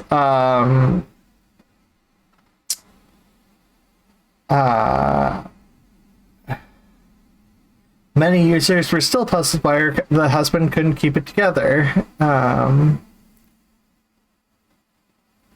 Lila replied, apparently she was trying to tell him something and he wasn't paying attention, so she got upset. According to the New York Post, one rogue commenter asked Lala, why her shirt was untucked. The untidy look violates Burger King's employee dress code policy. Lala replied, I only untucked it because she started yelling at me.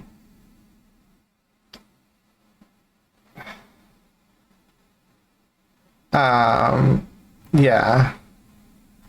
Racism, sexism, other stuff. So, did I mention I hate most companies? So Coca-Cola, Disney, and Pfizer named among companies funding anti-LGBTQ plus and anti-abortion politicians.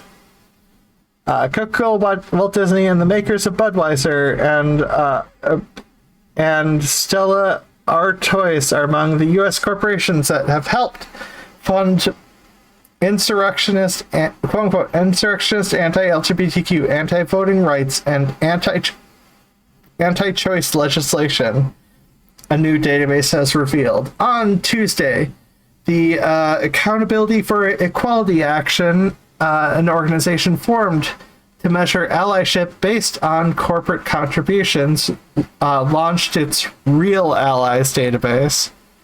The database tracks donations by corporations to U.S. politicians behind legislation blocking LGBTQ plus voting rights and reproductive rights. Using data from 2016 onwards, AFEA identified more than 130,000 corporate donations supporting more than 1,000 legislators co-sponsoring bills that aim to remove these rights. Corporations of note include Coca-Cola, which is why I tend to drink Pepsi. No, that's not why, but which gave $93,000 to 125 state legislators listed co-sponsors of insurrectionist, anti-LGBTQ, and anti-voting rights and anti-choice legislation. These included senators and representatives calling to overturn the results of the 2020 election, and to state legislators in South Carolina, Arkansas, Tennessee, West Virginia, Kentucky, and Texas who pushed for anti-trans bills against inclusive sports, healthcare, and education. Anheuser-Busch Corporation, beer producer that makes Budweiser, Stella Artois, and Hogarten gave $235,000 to 182 state legislators, while Comcast Corporation and NBC Universal and its subsidiaries contribute $653,000 to 234 state legislators. Walmart donated $496,000. Disney gave $32,000. Energy company Chevron gave $253,000, and pharmaceutical company Pfizer handed over $364,000 to anti-LGBTQ. It's still at Artois. Oh, okay. That makes sense. Other companies include Target, Rite Aid, Expedia, Facebook, Airbnb, T-Mobile, PayPal, eBay, McDonald's, Home Depot, and Walgreens.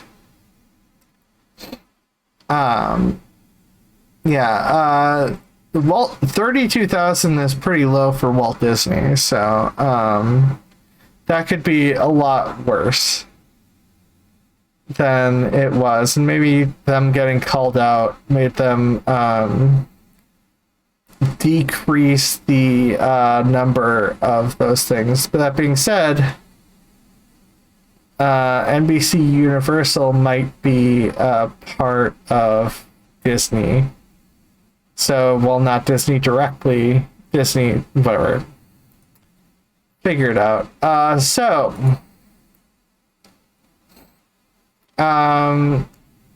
Not Dead Yet, episode 2, Suicide Prevention, the Disability Double Standard. Hello, and welcome back to the Not Dead Yet vlog. Ellery gave this, like, I'm not even sure if I watched this full thing, because I know there is a double standard. I might have watched this before, but I think it's important to share. I think this video log is a good thing. My name is Jules Good. I use they, them pronouns, and I'm the Assistant Director and Policy Analyst at Not Dead Yet. I'm a white person with short brown hair. I wear black hearing aids with pink molds in them, and today I have on a blue and white houndstooth pattern button-down shirt. September is Suicide Prevention Month. During this month, we share stories of loss, grief, survival, and resilience. We share resources about where to get help if a person is feeling suicidal. We talk about suicide so that people struggling with suicidal thoughts feel more comfortable sharing their stories and seeking help. But one thing we rarely see discussed during this month is the relationship between disability, suicidal ideation, and assisted suicide. Yes. I try to do my best to cover stories like this. Also, get this person on the show, Jinx Tiamat. I probably already said this, but now that you're coordinator for that, officially as producer, I'm gonna have to ask. Yeah. That's what we're here to explore today. Let's explore two scenarios. The first will feature a non-disabled person, and the second will feature a disabled person. While other factors like race, gender, and size, among others, certainly impact the way patients are treated, let's assume for the sake of this hypothetical scenario that the only difference between these two patients is their disability status. In scenario 1, we have a person who does not have disabilities other than mental health challenges. This person shows up to the hospital with an intent and plan to die by suicide. Maybe they've already made an attempt and have been brought to the hospital by someone else. When this patient is admitted, they are evaluated by a medical professional. This evaluation includes several core components to learn more about the patient's current state and prior history. Now, this is not necessarily going to happen in Canada, but that's a whole nother Canadian the problem with Canada. Anyways, given the recommendation of PTSD veterans with PTSD to do assisted suicide. These include current plans for suicide, current and previous diagnoses or presentations of psychiatric illness, history of prior suicidal behavior, potential external triggers for the current episode, and the strengths and vulnerabilities the patient has that will inform a treatment plan. Based on the information gathered from the evaluation, the medical professional will prescribe a treatment plan to the patient. The treatment plan gives the patient instructions and hopefully support for recovering after a suicide attempt. Sometimes the patient may choose to stay in the hospital or another inpatient facility, but they should not be forced to do so. Other parts of a treatment plan could be medication interventions, types of psychotherapy, and management of external factors in the person's life that could trigger future suicidal ideation. The treatment plan is enacted. If the person completes the plan, they can go back to their normal life, hopefully with more tools and resources for managing their mental health. Sometimes, a person may face additional challenges in completing the plan, so the plan is revised and the person may continue receiving care. People face many, many barriers in accessing appropriate care after a suicide attempt, including, but not limited to, forced institutionalization. We can't cover all of that in this video, but we will link some resources down in the description so you can learn more about these issues and the amazing work being done to combat them. Now let's talk about Person 2. Person 2 has a disability that significantly impacts their ability to independently perform activities of daily living, such as feeding themselves and using the bathroom. They land in the hospital after a medical event unrelated to mental health. Even if they did not come into the hospital with psychiatric symptoms, the American Psychiatric Association recommends that the patient should potentially undergo a suicide assessment. They cite, quote, functional impairments, pain, disfigurement, increased dependence on others, and decreases in sight and hearing, end quote, as risk factors for suicide. I'm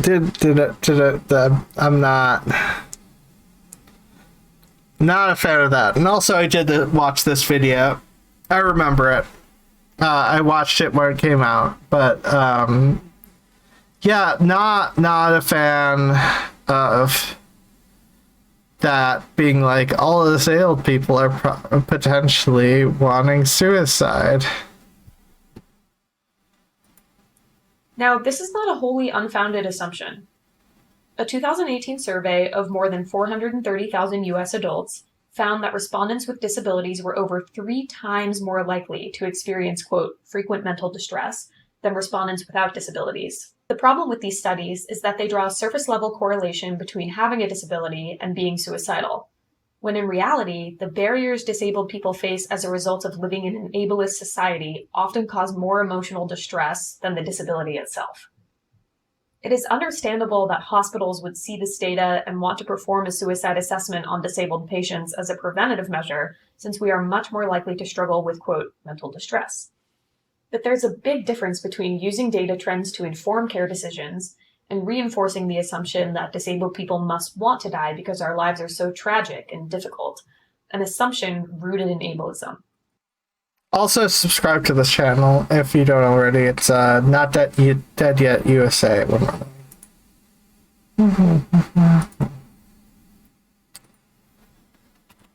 They just started doing video logs, but it's definitely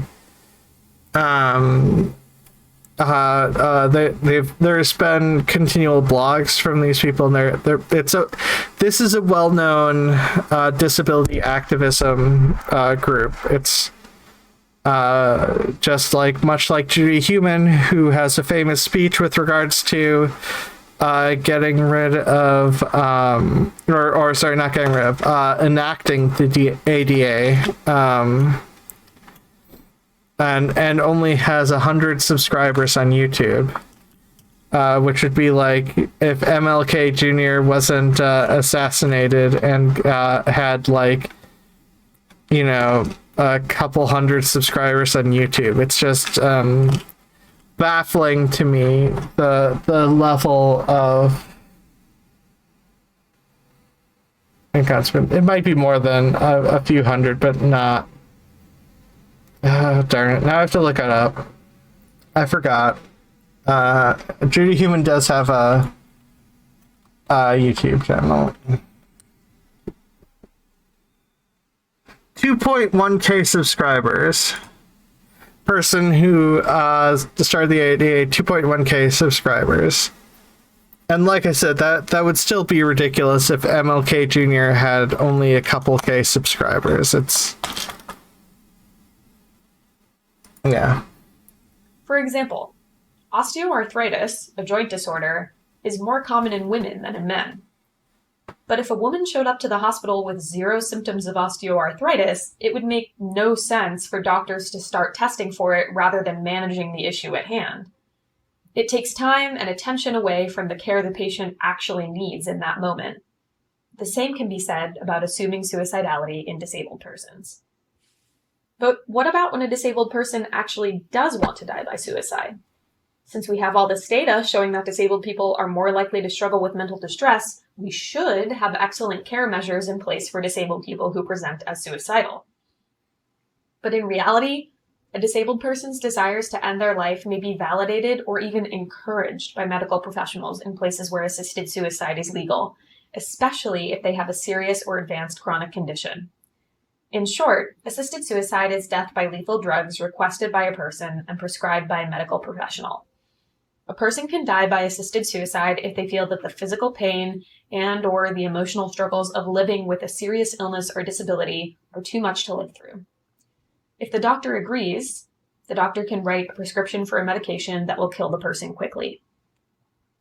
Many proponents of assisted suicide say that it is not the same thing as traditional suicide because people who die this way want to live, but feel they can no longer endure their illness or disability. However, you could make the same argument for unassisted suicide. People who die by suicide don't want to die for no reason, but rather because they feel they can't continue to live given their circumstances. Both assisted and unassisted suicide produce the same result: the intentional, self-inflicted death of a person.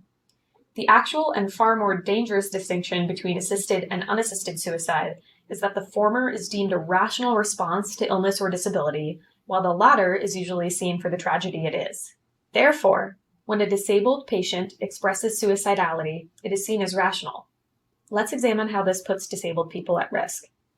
First, we have to acknowledge that if a person meets the criteria for pursuing assisted suicide, they are disabled, whether they identify that way or not. We'll get into the nitty-gritty of the assisted suicide process in a future video, but for now, just bear that fact in mind. Yeah, clinical depression, various other things. If you've gone that far to move towards assisted suicide, chances are, even if you don't happen to have a physical disability, chances are you have a mental related disability, like a psychological diagnosis or other such thing. One of the first steps in the process is that the doctor who prescribes lethal drugs determines, quote, that the patient is capable and not suffering from a psychiatric or psychological disorder or depression causing impaired judgment, end quote. Based on reports about people who died by assisted suicide in Oregon, in only 3% of cases was this determination made by a psychological professional. We can see that, quote, impaired judgment is a subjective criterion. If the doctor or professional evaluating the patient holds true the ableist notions pervasive in our society, that disabled people are burdens, that our care needs or society's failure to meet those care needs makes us unable to live happy lives, that our conditions are humiliating, then when a patient gives those reasons for wanting to die, the doctor or professional will not consider that as evidence of impaired judgment. They will write suicidality off as a logical conclusion to being disabled. Yes, and similar thing, I would say with disfigurement, even given that disfigurement is in the what was mentioned in terms of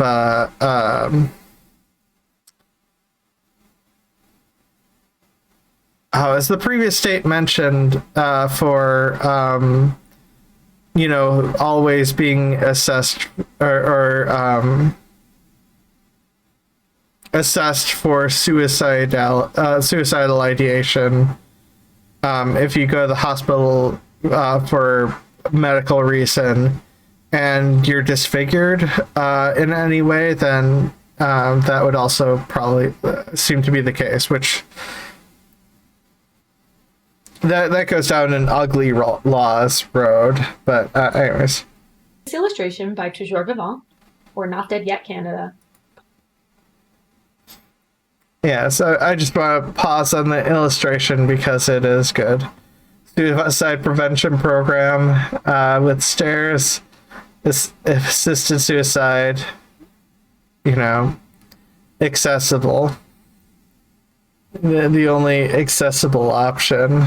That pretty much sums up the mood with that stuff. Poignantly sums up the disability double standard in treatment of suicidality. Illustration is a cartoon drawing depicting a person using a power wheelchair. On their left is a set of stairs leading up to a door with a sign above it marked Suicide Prevention Program. On their right is a ramp that is marked as wheelchair accessible, leading up to a door with a sign above it marked Assisted Suicide. The person's wheels on their wheelchair are pointed toward the ramp up to the door that says Assisted Suicide. It will always be easier to let us die than to give us the tools we need to live. Yeah, I would also mention that she's looking at the suicide prevention, and essentially in the drawing, the person's looking at the suicide prevention and see that as not an option she can get. It will always be more cost-effective to prescribe us a lethal drug than a course of treatment. And for these reasons, it will always be dangerous for disabled people to live in a society where assisted suicide is legal. Suicide does not have to be our fate. Thank you for watching. Please visit www.notdeadyet.org to learn more about our work.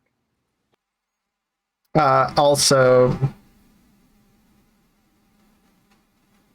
should occur.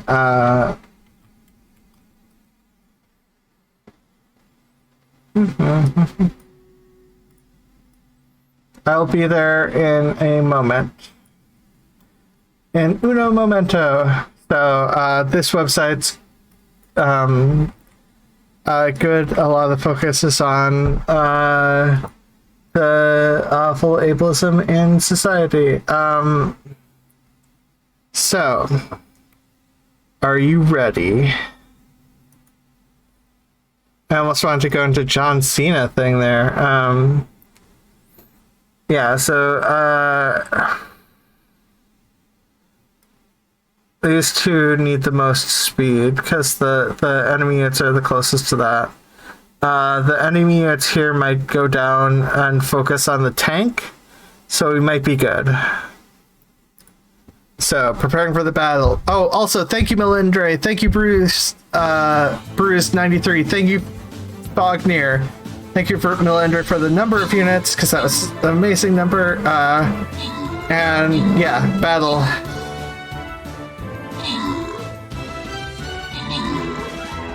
Oh, I forgot about that factor. Yeah, see, enemy units can't get to it.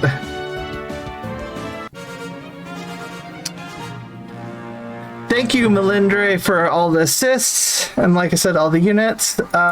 Let us see the random reward. Melindre, like I said, if you're in chat, you are almost guaranteed to end up with the if you're actually viewing the stream in chat, you're almost guaranteed to get the reward just by default.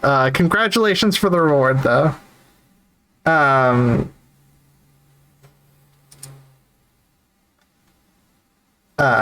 This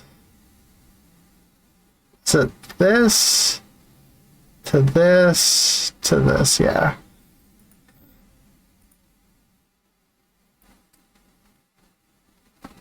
Okay.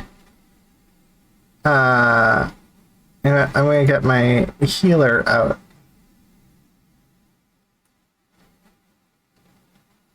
Just get my healer out there.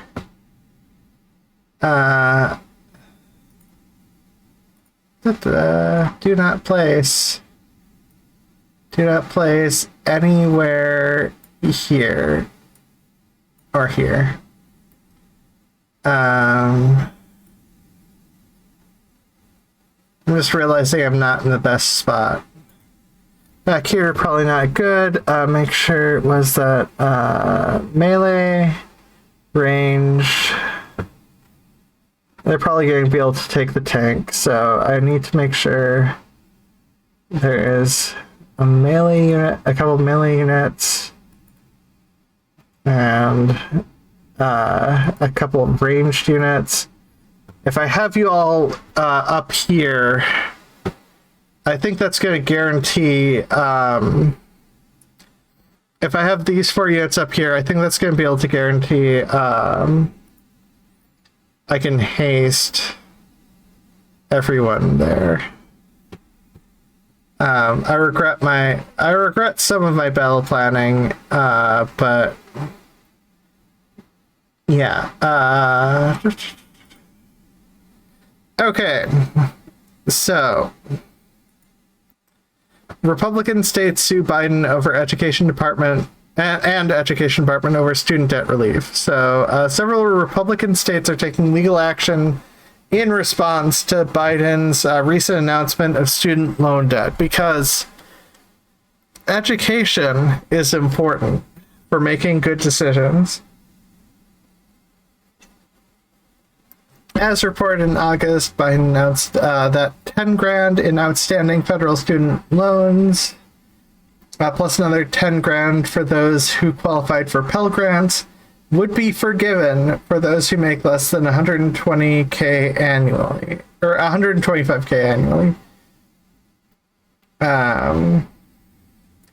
Per a report from the Associated Press on Thursday, 6 Republican states are now suing the administration, arguing the debt relief plan is violation of the federal law.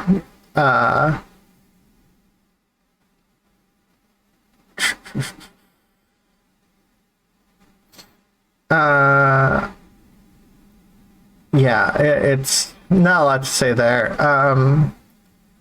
Disability rights groups, I might have to skip down a few, I'm just looking at the time. And get to the world news. So, disability rights group battle Lyft for wheelchair accessible vehicles again. Lyft officials said the company is exempt from the ADA and doesn't have to cater to people with non-folding wheelchairs. Because they're not... Because, they're apparently saying... What was it? They were saying, Lyft was saying they're, I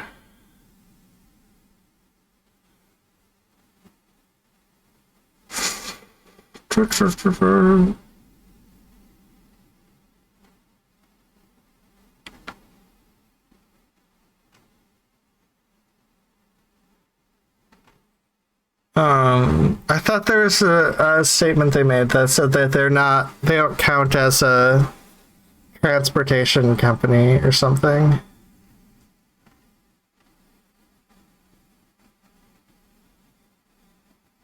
But yeah, no, it was a simple thing to show wheelchair accessible vehicles more easily for people who need wheelchair accessible vehicles.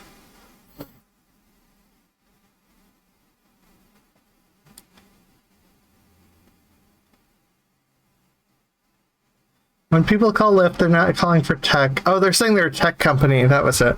Uber and Lyft claim they aren't transportation providers, just tech providers. Yeah, that's BS. Yeah. I'll keep this one short. There's a former coach who's just been a bitch to Brittany Griner, because I will try to make sure I bring up Brittany Griner every week until she's back in America. And how would you describe that process of putting that collective group together? And then, too, I just wanted to get your thoughts on Brittany Griner's situation. And I don't think I've seen anything from you on that. And just can you? And you won't. I'll answer the first one for you.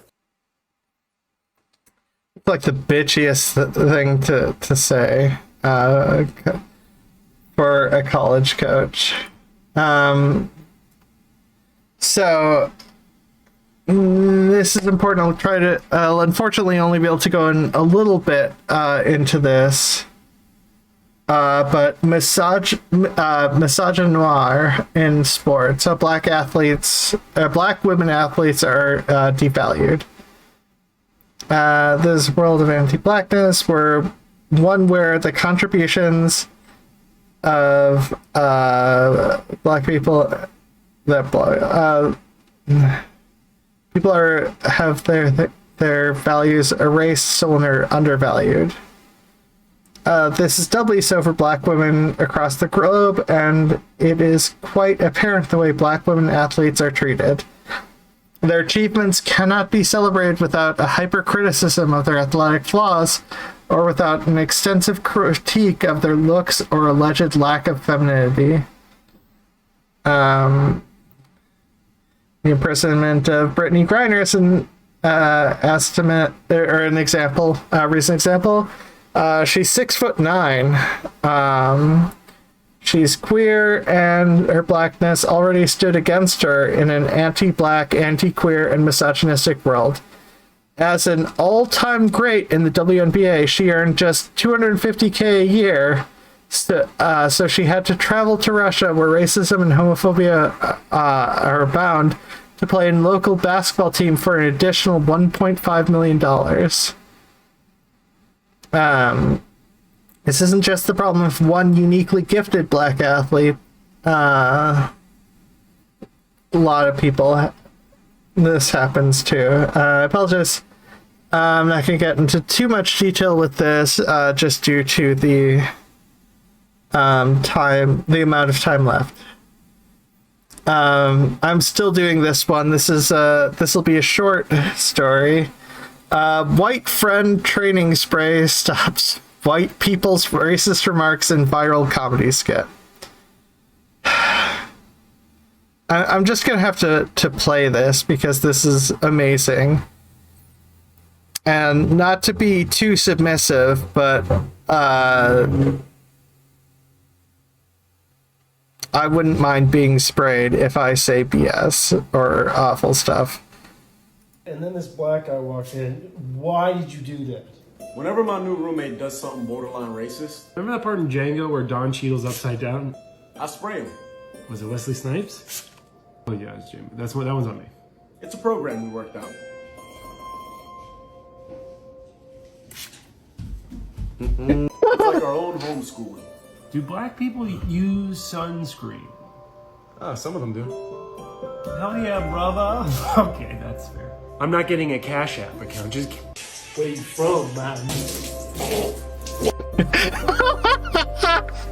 Django or Don Cheadle's upside down.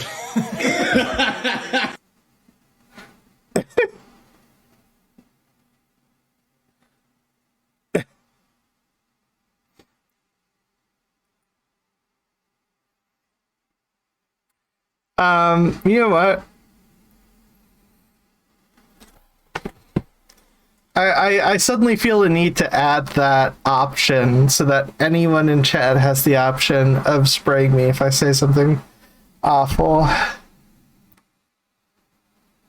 Anyway, this is an Australia report. We're getting into world news. So after more than a decade, the National Disability Insurance Agency has a disabled person as chair. The appointment of Kurt Fernley to the role, Graham Innes and Marianne Diamond also joined the board, bringing the number of disabled people to 5. And having disabled people in key positions on the board is essential if we're going to live up to the principle that of the scheme's formation 10 years ago, Fernley said. All bring enormous professional experience and their lived expertise as disabled people. This combination of skills will be needed as the NDIA faces rebuilding broken trust with the disability community. Hopefully this will help. Alongside this welcome shift at the board level, a non-disabled CEO has Rebecca Buckingham has been appointed, missing the chance to put a disabled person in this essential leadership role. Yeah, hopefully they'll cause it to improve. So Brazil elects first ever trans politicians to Congress as Bolsonaro loses grip on power. Brazil has elected its first ever openly trans members of parliament. Erica Hilton due to Celibert and Rabiance Lima. Brazil, the deadliest country in the world for trans people, has endured years of increasing anti-LGBTQ plus rhetoric and violence under far-right President Jair Bolsonaro.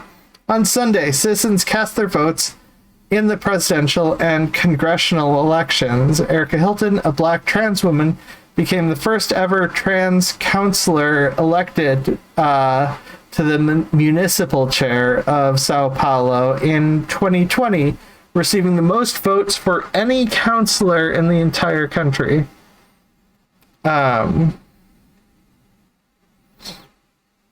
So Sao Paulo for the win. Anyways, over the last 2 years, Hilton has fought hard for healthcare and social reforms in Sao Paulo. But Sao Paulo's not a part of Brazil. I thought Sao Paulo was still a part. Is Sao Paulo part of Brazil? I thought it was part of Portugal still. No, I'm misremembering things. No, it's a part of Brazil. It's Brazil. Okay, I'm just being weird. Maybe it's because you're talking about the linguistics. We're treated, the reality for trans people in Brazil is shocking. We're treated as the ones who must be executed in the most horrendous ways. That's why I want to become a member of Congress so we can rescue this country.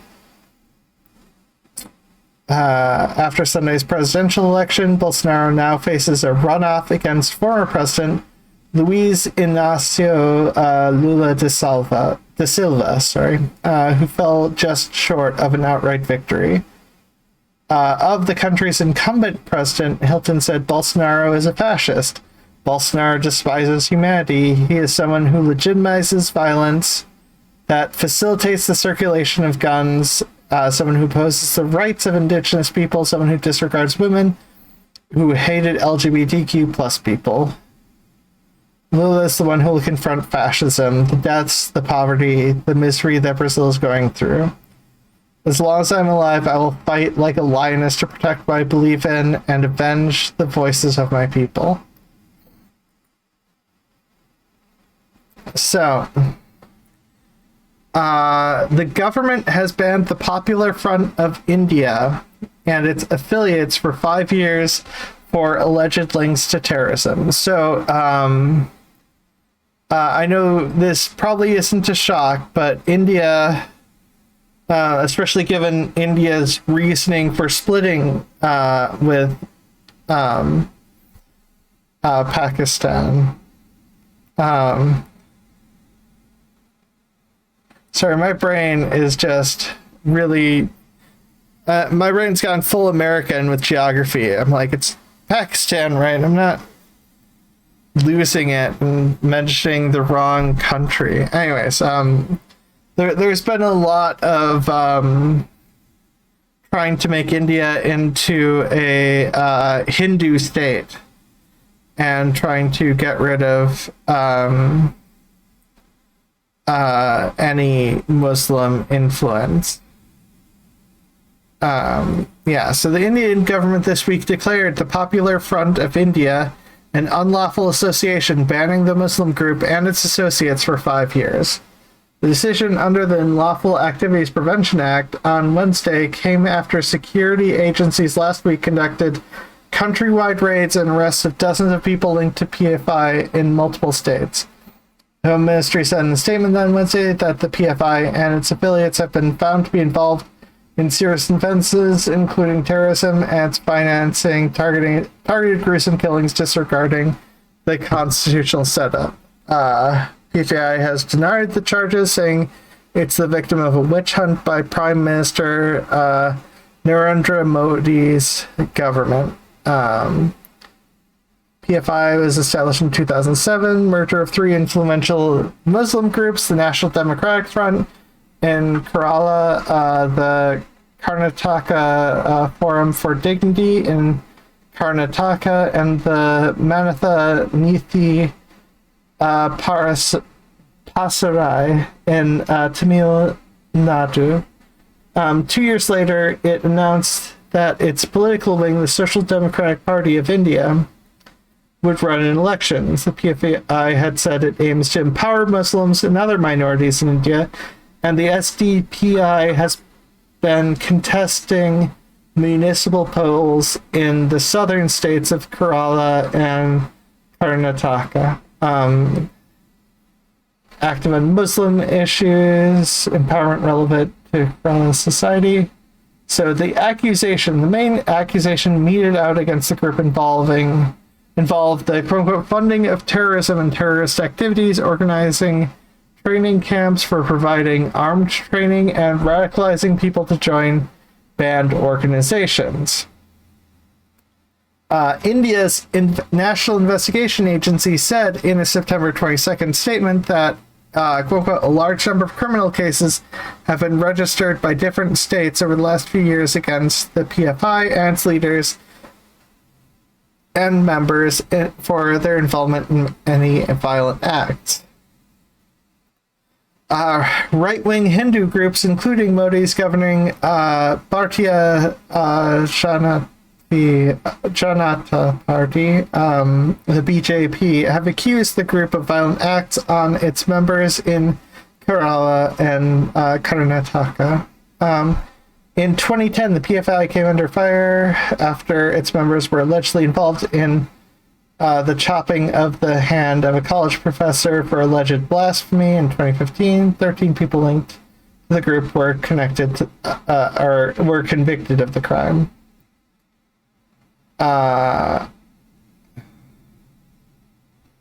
So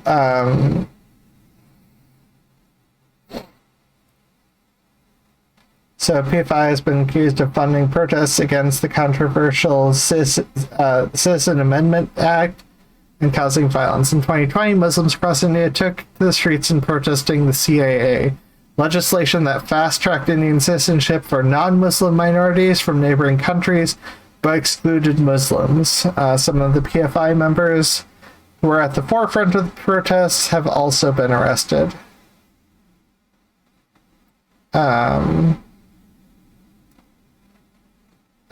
The act, individuals could be jailed for years without being proven guilty.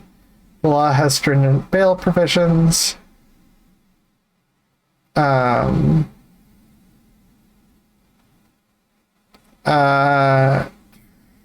That the PFI may or may not have a hidden agenda that is the subject matter of the investigation by the government. But Pracha pointed out that there are many Hindu right-wing organizations in India that call for violence against Muslims and seek to turn secular India into an exclusive Hindu state without any action being taken against them.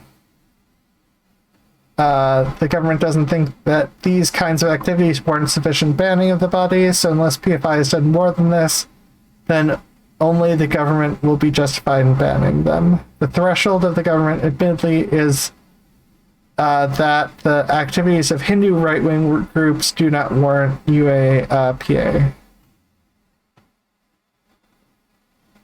One of the former editor of PFI owned Tejas newspaper.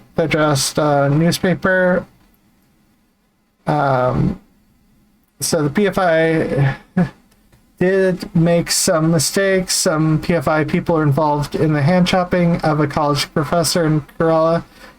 There were a number of other issues like that in violent cases, but there were isolated incidents. The other person said, denouncing what he describes as an atmosphere of Islamophobia in India. And yeah, you can have members of a group end up doing bad things, but that shouldn't be a reflection inherently on the group itself. India teacher allegedly kills Dalit student over spelling mistake. So Dalit students are Dalit is the undesirables in India, the bottom rung of Indian society, and in India, teacher killing a student for that is yeah, it's awful. Police in India are searching for a teacher accused of beating a delete student to death over a spelling mistake, officers said amid violent protests triggered by the incident. Nikhil Dora was struck with a rod and kicked until he fell unconscious by his high school teacher earlier this month after misspelling the word social in an exam, according to a police complaint by his father. The 15-year-old died from his injuries on Monday at a hospital in northern Uttar Pradesh state, and the accused has fled the area. He's on the run, but will arrest him soon, police officer Mahendra Pratap Singh told the AFP news agency. The Dalit community, formerly known as the Untouchables. That's what I meant. Not undesirables, although they are considered undesirable by Indian society. Oftentimes sits at the lowest rung of India's caste system and has been subject to prejudice and discrimination for centuries.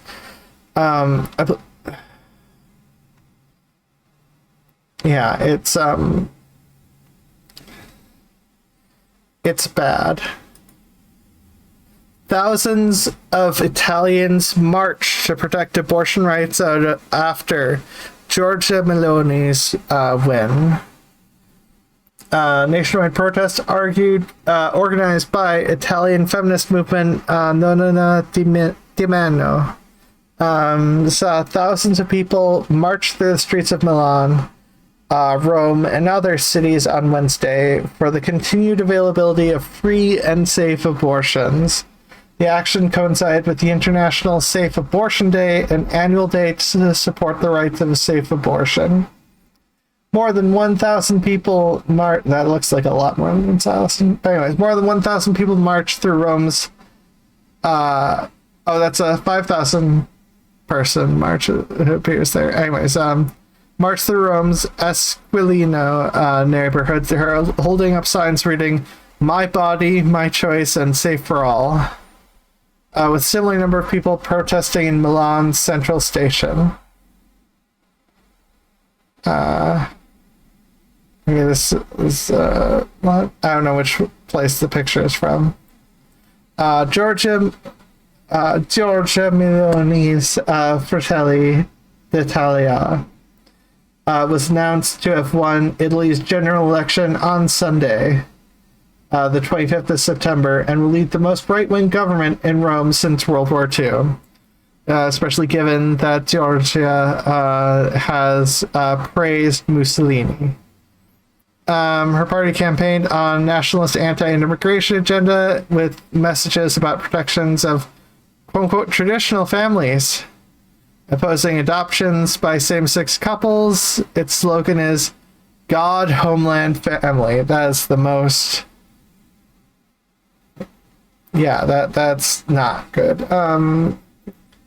Obviously, she's denied that that it would be abortion laws would be gotten rid of, but she said she wanted to go further with the part of the law about prevention which she claimed was effectively ignored. Yeah, it's not good. A special brand of not good. Gay American who moved to Japan will be with husband wins partial victory in lengthy legal fight. An American man who moved to Japan to be with his husband can stay in the country, but a judge has ruled, but cannot access permanent residency. The Tokyo District Court ruled on Friday, the 30th of September, to deny U.S. national Andrew Hai both a long-term visa and sought damages of 1.1 million yen. Hai filed a lawsuit against the Japanese government in 2019. He has applied for long-term residency 5 times on the grounds that he is married to a Japanese national, but has been denied on every occasion because same-sex marriage is not legally recognized in Japan. I met his partner in Kohei in 2004 and married him in the US in 2015, shortly after same-sex marriage was nationally recognized by the country. But when Koei was forced to return to Japan due to financial difficulties, the two opted to move together, with Hai living on a temporary student visa and eventually a business visa.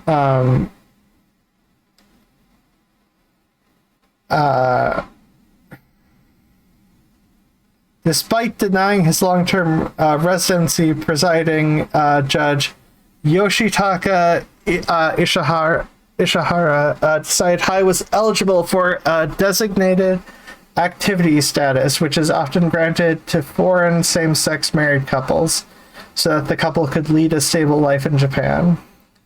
When it comes to residency, there's no logical basis for placing same-sex couples compromising a Japanese and a foreign national on an inferior footing to a couple comprising of two foreign nationals, he said.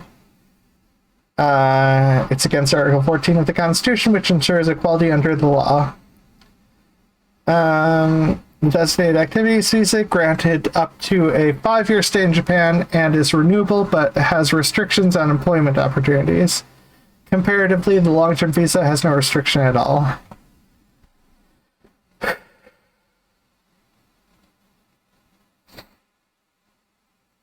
Positive step forward, still disappointing court decision. Understandable. That probably relates to some attitudes in Japan. Labor conference, financial problems caused labor to quote-unquote drag its feet on discrimination. So, a series of disabled members spoke out about their continuing frustration that a party supposedly dedicated to social justice and human rights was failing to deal with the long-standing evidence of discrimination in its own ranks. One said that senior party figures have been using labor's financial problems as an excuse for the slow pace of reform. But Disabled Party members told Disability News Service this week that they deserve better, and the party must now put its money where its mouth is.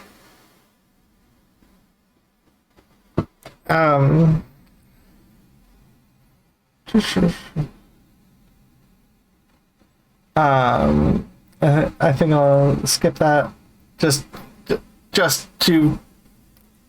I've got like 15 minutes or less left.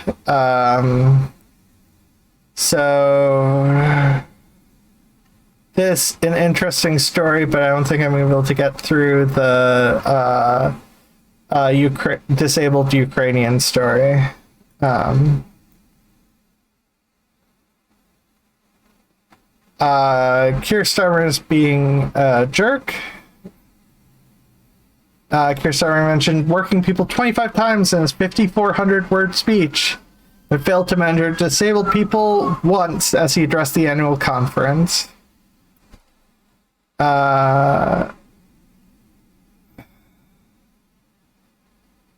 has to focus on working people.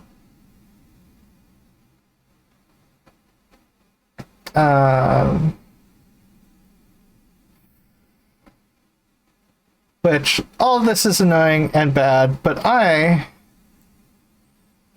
eventually will end up with a transition screen for this. So thank you, Bruce93. Thank you, Milindre, for the units. All appreciated. And I'm realizing I probably should have been in the center, but whatever. Preparing for battle. 3, 2, 1. Let's go.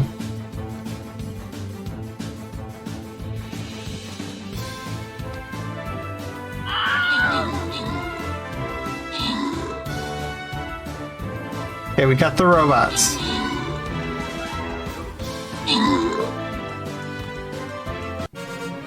Thank you, Bruce93, for the kills. Thank you for Bruce93 for the units.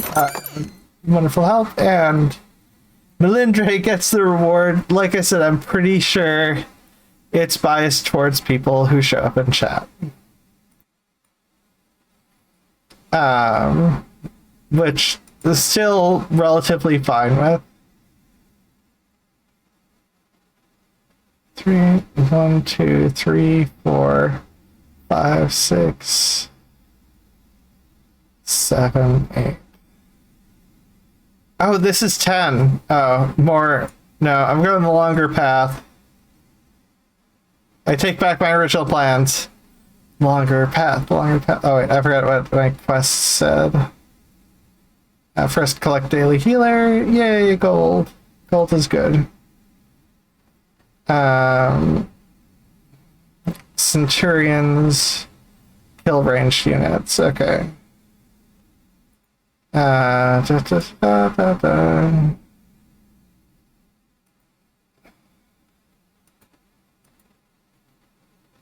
Centurion's still on cooldown.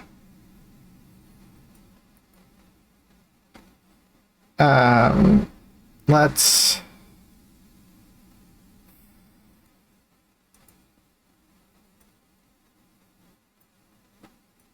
go artillery.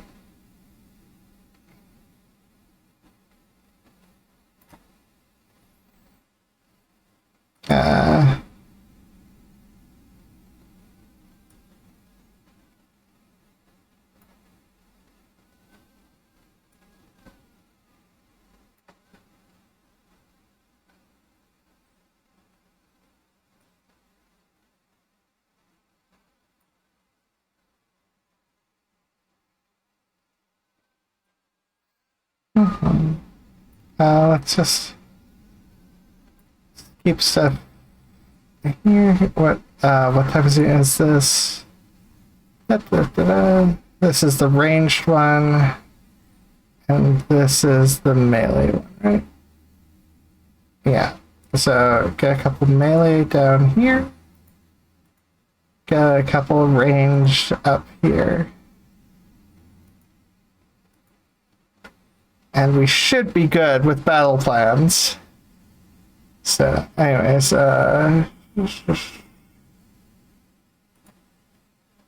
so, documents reveal discrimination and racism in UK Labour Party. Al Jazeera Investigative Unit reveals how a British political party that claims to embrace progressive values created a hierarchy of racism and that discriminated against its Black, Asian, and Muslim members. Interviews, internal documents, and social media messages shared by the most senior staff in the UK Labour Party betrayed a racist culture where abuses aimed at their own colleagues, councillors, and political leaders. 500 gigabytes of documents, emails, video files, and audio files from Labour, dating from 1998 to 2021.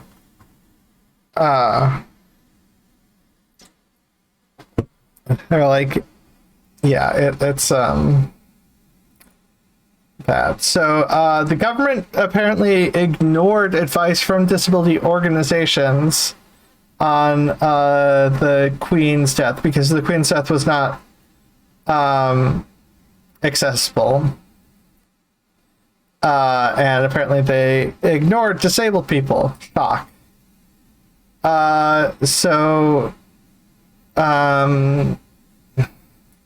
BBC family apparently had a 4-year fight to get an autistic son home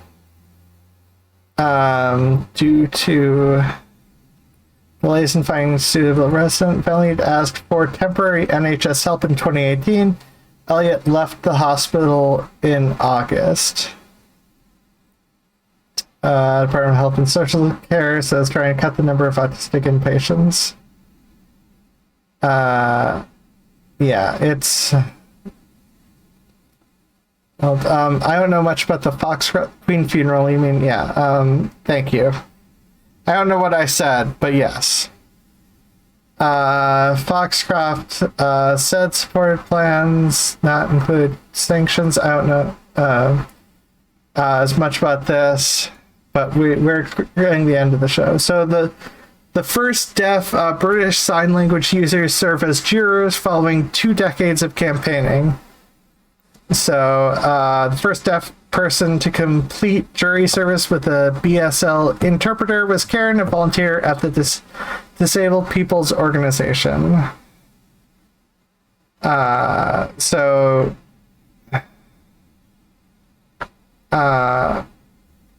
Yeah, so this good thing hopefully will help get a little bit of change out there. But more important, I want to end with a silly story. Anti-trans activist Graham Linehan says he's no longer sure about COVID vaccines or climate change. Former comedy writer Linehan, whose career and marriage has crumbled with the anti-trans stuff, since he dedicated his entire life to so-called quote-unquote gender-critical activism, made the comments in an interview with anti-trans YouTuber Stephen Knight. He explained, since his political rebirth as an anti-trans activist, he has found himself more intrigued by misinformation and conspiracy theories. Linehan said, "What is COVID misinformation? We don't know anymore. One of the big problems is with where we are at the moment as a society is we literally don't know what to believe." Now, this is where critical thinking is helpful. You look at what's most likely partially based off of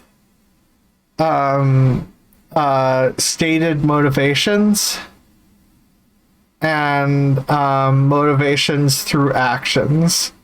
So, like, for instance, a corporation in America is going to have the stated motivation of trying to make money. As much money as possible,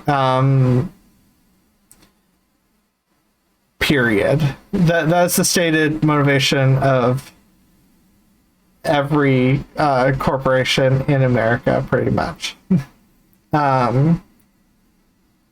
And so when they say something, you look at and you're like, oh, does this match up with their motivation? They say they want I know they want money based off of how corporations work, basic information about how corporations work. Do I think that this action will get them money?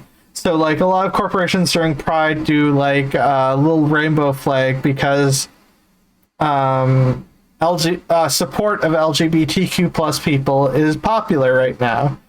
So they choose to do it because they will make more money by showing support than if they don't show support. Or they will lose money by not showing support or actively fighting against support.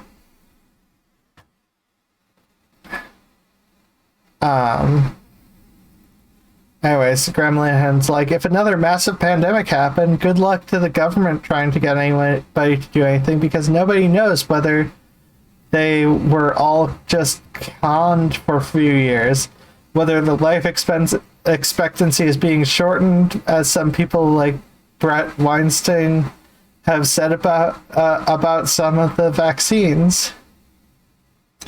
No one knows. We just don't know. I don't even know. I'm not even sure I'm 100% on climate change anymore because I've been lied to so conclusively by all the people I used to trust. So lying implies intent. Misinformation can spread without lying. You can just be wrong about information. Anyways, writer Aiden Comerford noted on Twitter, Graham Linehan saying he doesn't know who to trust in COVID vaccines and isn't 100% sure in climate change anymore. Why? Because gender criticism is a conspiracy theory cult and encourages conspiratorial thinking and in its adherents. This is radicalization in real time. This is the logical endpoint of transphobia. Yeah, I don't disagree with that.